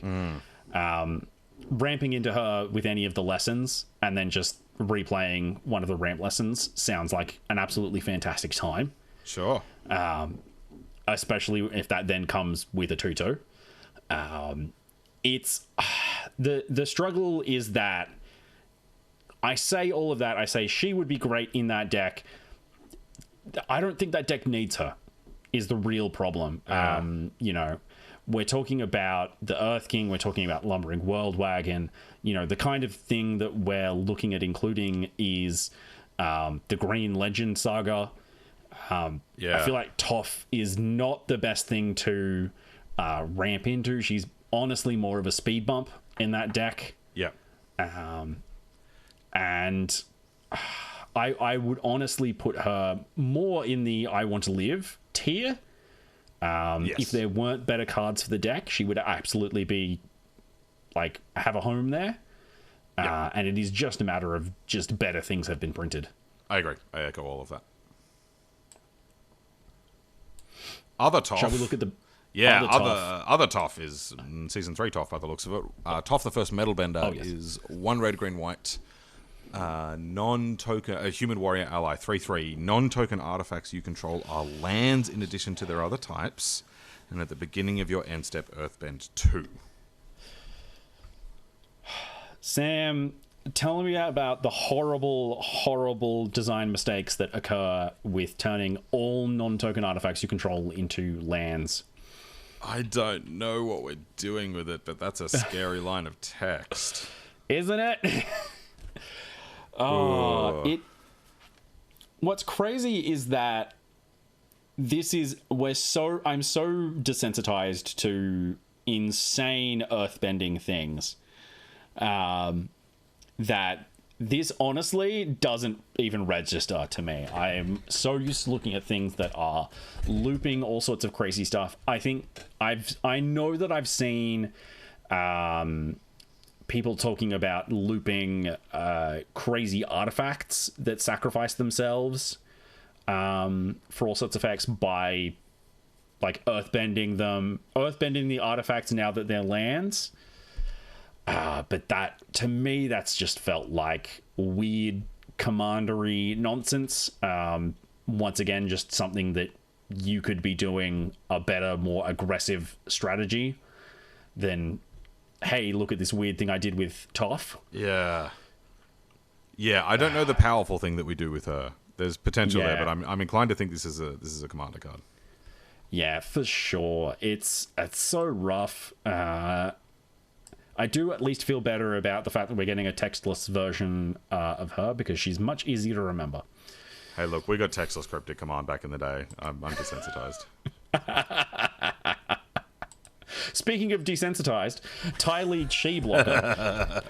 2 and a blue for a legendary human performer ally, a 2/1 with flash and prowess. When she enters, tap up to 1 target creature. It doesn't untap during its controller's untap step for as long as you control Ty Lee. Why did they print Flood Pit's Drowner at 3 mana? What are you talking about, Sam? This isn't a merfolk. Yeah, you're so right. You're so right. There's an almost strictly better version of this in Standard. Out. Yeah, really, really terrible. Just and like depressing to see. And a prowess deck doesn't want a 3 mana creature. Yes, I'm upset because when I first skimmed this card, I assumed that she also blanked the card that she was tapping down. She doesn't. Oh yeah.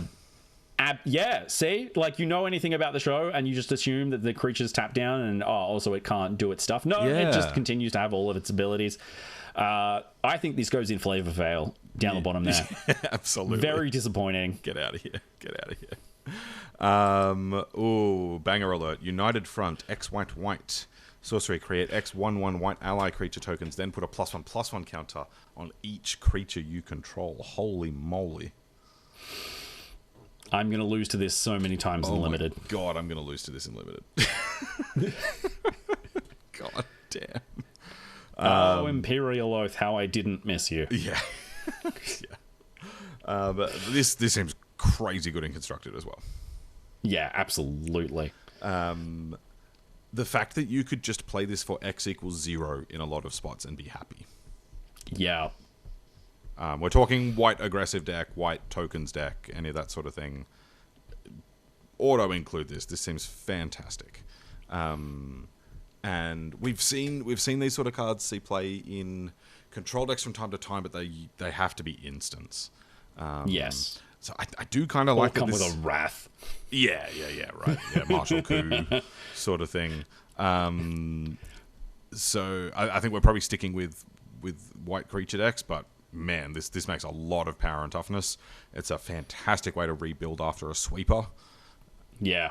Very, very excited for this. Yeah, I know that if I were a control player who was just happy to have lived to the point where I could Ultima the white aggro allies deck, Yep. And they untapped and put 3 2/2s onto the board, I would be very upset. 100%.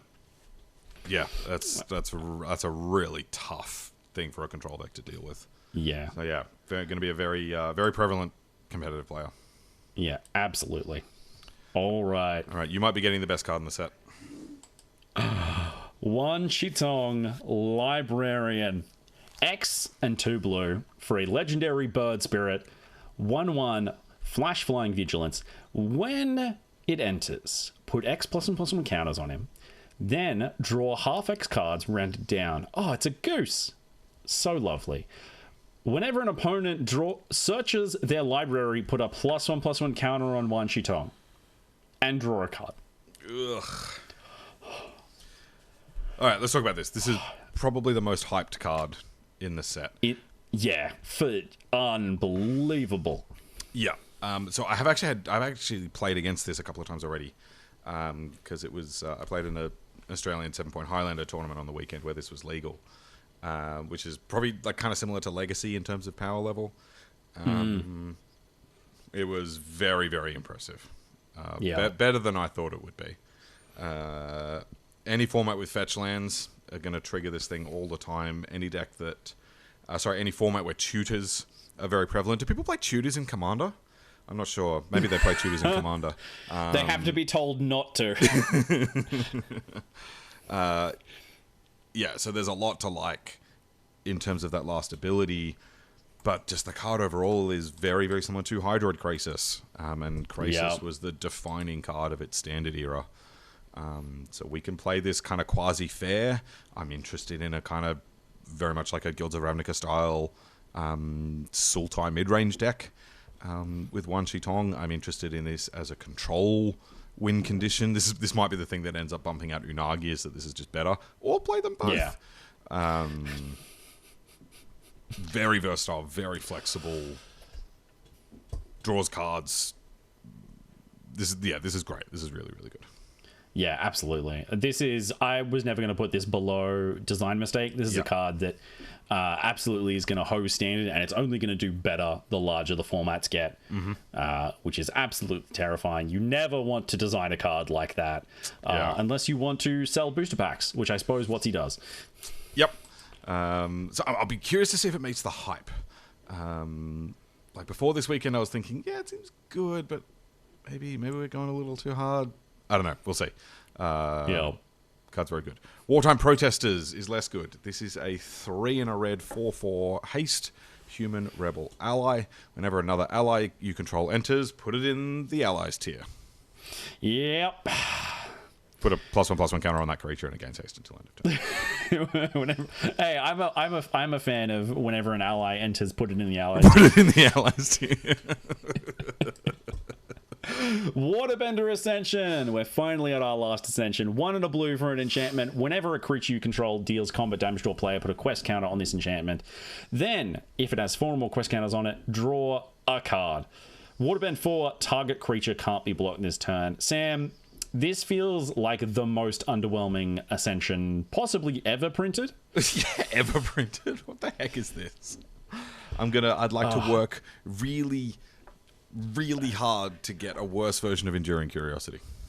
And it should be clear here that, I'm sure that eventually people are going to start commenting that, we harp on about Enduring Curiosity a lot here. Enduring Curiosity is not like that crazy of a card. It's really good, sure, but it's not crazy that it exists, right? Like, I don't see any future where Enduring Curiosity is so powerful that it needs to be banned.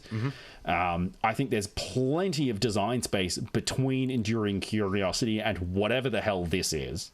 Yeah.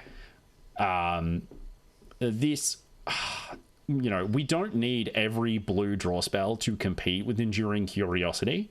It will eventually rotate, but even after Curiosity rotates, I can't see a world where this sees any play. No, like why can't the last ability, instead of the waterbend thing, give us a 1/1 spirit that can't block or be blocked except by spirits? Yeah. That seems like really nice and thematic and blah blah blah. Like at 2 mana, this isn't really competing with Curiosity, but it's just not very good. Down. No. All right. Very sad. Next up, White Lotus Tile, 4 mana artifact, enters tapped. Tap at X mana of any one color where X is the greatest number of creatures you control that have a creature type in common. Hey, I know a format where we can play this. Is it Commander? It sure is. Commander players are going to love this. If people weren't already in love with 3 Tree City, then they're going to love it in Commander. But in Standard, we have 3 Tree City. Yep. And those decks would absolutely not play this card. The fact that it enters tapped is frankly insulting. They obviously did it that way to be better with Amulet of Vigor. How dare you? All right. Next up, we have Yue, the Moon Spirit. 3 and a blue for a legendary spirit ally. 3/3, Flying Vigilance. Waterbend, 5 tap. You may cast a non-creature spell from your hand without paying its mana cost. Sam, is this the new way to get Omniscience onto the board? No. No, it's not. Why did they print this? This is so bad. We've got Kona. I can see why it would be rough to be turned into this card. Yeah. Does this make it into the allies tier, or does it just make your deck actively worse? No, it makes your deck worse. Get out of here. Phantom Monster. I was making fun of my mate for putting this in his limited deck. Phantom Monster is bad in limited. Don't play it in standard either. Jesus Christ. Oh, brutal. All right, next one is much more interesting moon reference. Zhao the Moonslayer. 1 and a red for a 2/2 legendary creature human soldier. Zhao is a 2/2 menace. Non-basic lands enter tapped. 7, put a Conqueror counter on Zhao. And as long as Zhao has a Conqueror counter on him, non-basic lands are mountains. Can I give the finger to the camera? Yes. Don't dislike. Bad. Christ. What are we doing with this? This is terrifying. This is the best thing you could possibly use your firebending mana on. Correct. Absolutely horrifying. I'm glad that at least limited players don't have to deal with this, because there's an alternate timeline where that firebending into activating him gets tuned for being a limited thing, but thankfully not going to be a thing. I do think the fact that 7 mana is a lot is going to be a problem, and certainly I would hesitate to use my Tron lands to activate this guy. So I don't know that he's going to be a huge problem. How important is non-basic lands enter tapped in older formats, Sam? Oh, that's really obnoxious. Really obnoxious. I mean, yeah, outside of standard, most decks play like 1 basic of each of their colors. And so this is going to make all the fetch lands enter tapped as well. I don't know if this will get out of standard, but it could. Like a 2-mana thing that makes all your lands come into play tapped is extremely frustrating. That's going to be so annoying in standard. The Blood Moon text is also going to be annoying, and it is going to come up if you've got a Firebending deck.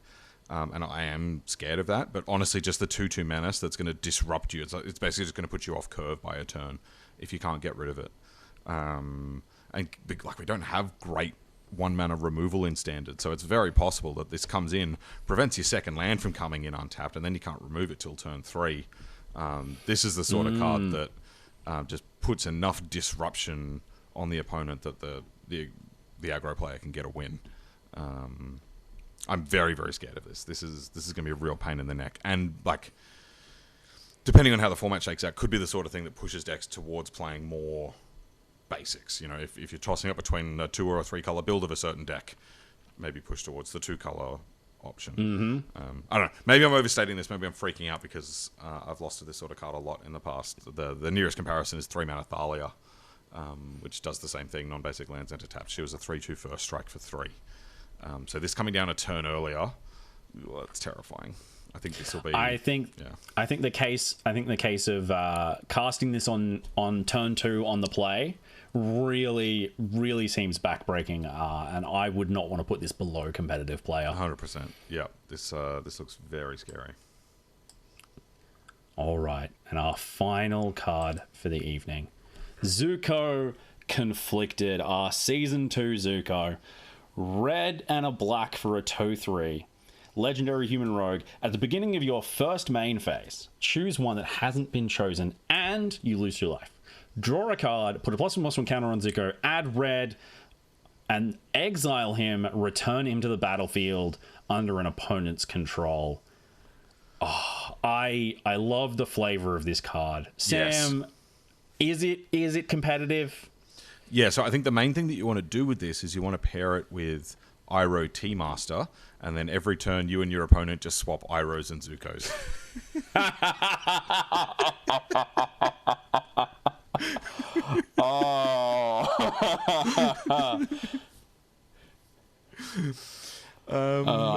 There's no attacking allowed in this game. We're playing Zuko Hot Potato and constantly losing 2 life. Oh my god, that's so good. I don't think so. I don't know. Is this standard playable? Like, is 2-mana 2/3 next turn draw a card, lose 2 life? Is that a thing? Yeah, I don't think so either. No, I don't think so either. I've covered it in some of my videos, but the existence of Preacher of the Schism really sets the bar for what sort of a defensive sort of early to mid game creature looks like. It's really got to have a butt that's bigger than 3. It's really got to have at least Death Touch or some way to meaningfully deal with creatures that are attacking into it. Yep. So much stuff is just going to bounce off Zuko or just straight up trade with him. And that's honestly before he's even drawn a card. And he's competing with other cards in slot that are just going to replace themselves immediately. Yeah. I mean, which is really rough. It is. Yeah. I mean, I guess there's the play pattern of play him and then the next turn you get to play your 4-drop. Which is kind of interesting. And then there's the flexibility in there. Like if you need more gas, you draw a card. If you're trying to push through damage, and so on. I don't know. Can I want to live in the world where this is competitive, or do you reckon it's not there? I think so. I think I would like to live in the world where I'm totally happy playing him on turn 2 and then attacking with him turn 3 as a 3/4. Yeah. But the fact that he's attacking as a 3/4 and he has no combat text, he has no text outside of this one triggered ability, is really rough. And that 2 life is pretty hefty as well. Yeah, it makes trying to race with him really hard. Yeah. I think a standard where this was the kind of card that you used to competitively race would be Not the worst place to live in. Yeah. I don't know that I would want to live there, but if you do, I'm more than happy to put the card there. It sounds fun. I like cards that have kind of optionality like this. And then there's the fun, Yeah. like if you've got all the value off him, now you've got to find a way to get rid of it before your opponent gets him. That sounds fun. I think I'm with you. That's probably not going to get there. So it's probably on the lower end of that tier, but it does look fun. Michael, we did it. We did it. We did it. It only took us time redacted. Beautiful. Cool. Oh. Shall we polish it off? What's your number one? What do you reckon is going to be the card everyone remembers from this set? Oh. Let's see. How close can I get in here? A card everyone remembers. Oh, it's hard for me to go past Wan Shi Tong, but I think purely for spite reasons, I'm going to say my Scornful Striker, because I know that'll upset you. Yeah, puke. My feeling is that the hive mind is probably right about Wan Shi Tong and Badgermole Cub, and that these are going to be very strong. But I'm going to go my big sleeper pick on Fever Swamp Visions. I think this is my Foggy Swamp Visions. Sorry. Yeah, I'm grabbing this as my sleeper one for the format. Yeah, I think all of these cards are going to be absolutely insane. I think the only card out of here that I'm even slightly iffy on is Aang Swift Savior. I think we're making a pretty hard read on his deck existing. Mm-hmm. But I am, honestly, I'm confident about it. Everything else is crazy. It's crazy to me to see how much stuff we have up here in Design Mistake. Yeah. Nothing seems genuinely crazy aside from, I guess, Wan Shi Tong in terms of what it's going to do to fetch land formats. I love how many are in competitive player. Last time we did this, that competitive slot was kind of half that size, and that tier C was loaded. I'm really excited about that. I love that there's so many cards, and they're spread out. They're not in the same place. A lot of them are a little bit niche, but potentially powerful. I love this set. I'm very, very excited for this. I'm excited for it in draft. I'm excited for multiple formats. Very, very cool. Absolutely. And is that a implied promise that we, the viewers, can see some of the draft punks drafting this set this time around? Absolutely, yeah. Unfortunately, we haven't had a standard set since Edge of Eternities. It was very sad. There was just nothing to draft. It was terrible. It's been so long. Look, we're recording this but mere hours actually before the set will be out on Arena. So the draft punks are going to have drafts with Avatar firing all through this week. Hopefully going to get up a couple before the weekend, which will be very exciting. While I'm here, I would love to advertise, if this video goes up this week, that I am competing in the Magic Mates Cup final for 2025, which will be streamed live on Twitch. We'll put all the details up on screen for that. So if you want to come watch some kind of high stakes competitive limited with this set, with some of the very best drafters in Australia and me, absolutely, it'll be a really good time. We'd love to have you guys join the stream. How dare you downplay yourself? People have heard me talking for the last 3 hours. They know how silly my opinions are. We would love to have you over there. We would love to have you over at the Draft Punks. Thank you very much to Michael for having me for this. I love doing these videos. Thank you very much for coming on, Sam. As always, I am Michael from Michael's Gathering. I now make videos every single day. There's so many for you to get back through if you're new here. Like and subscribe to the channel. Like and subscribe to the Draft Punks. They are fantastic and are the channel that I continue to measure myself against, even though I have long since surpassed them and I am clearly the superior channel. It's hard to deny at this point. Oh. Help us out. We need the help. Come on over.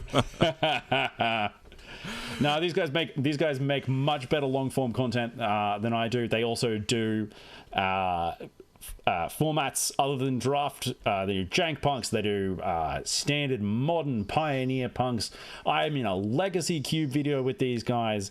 There is an absolute smorgasbord of content that you should absolutely go and see when you're done binging all of my videos. Thank you for the video, Sam. Have a good night and say your final goodbyes to the audience. I'm going to flash in a Wan Shi Tong and get out of here. Thank you very much. We did That it. is a cut. We did it.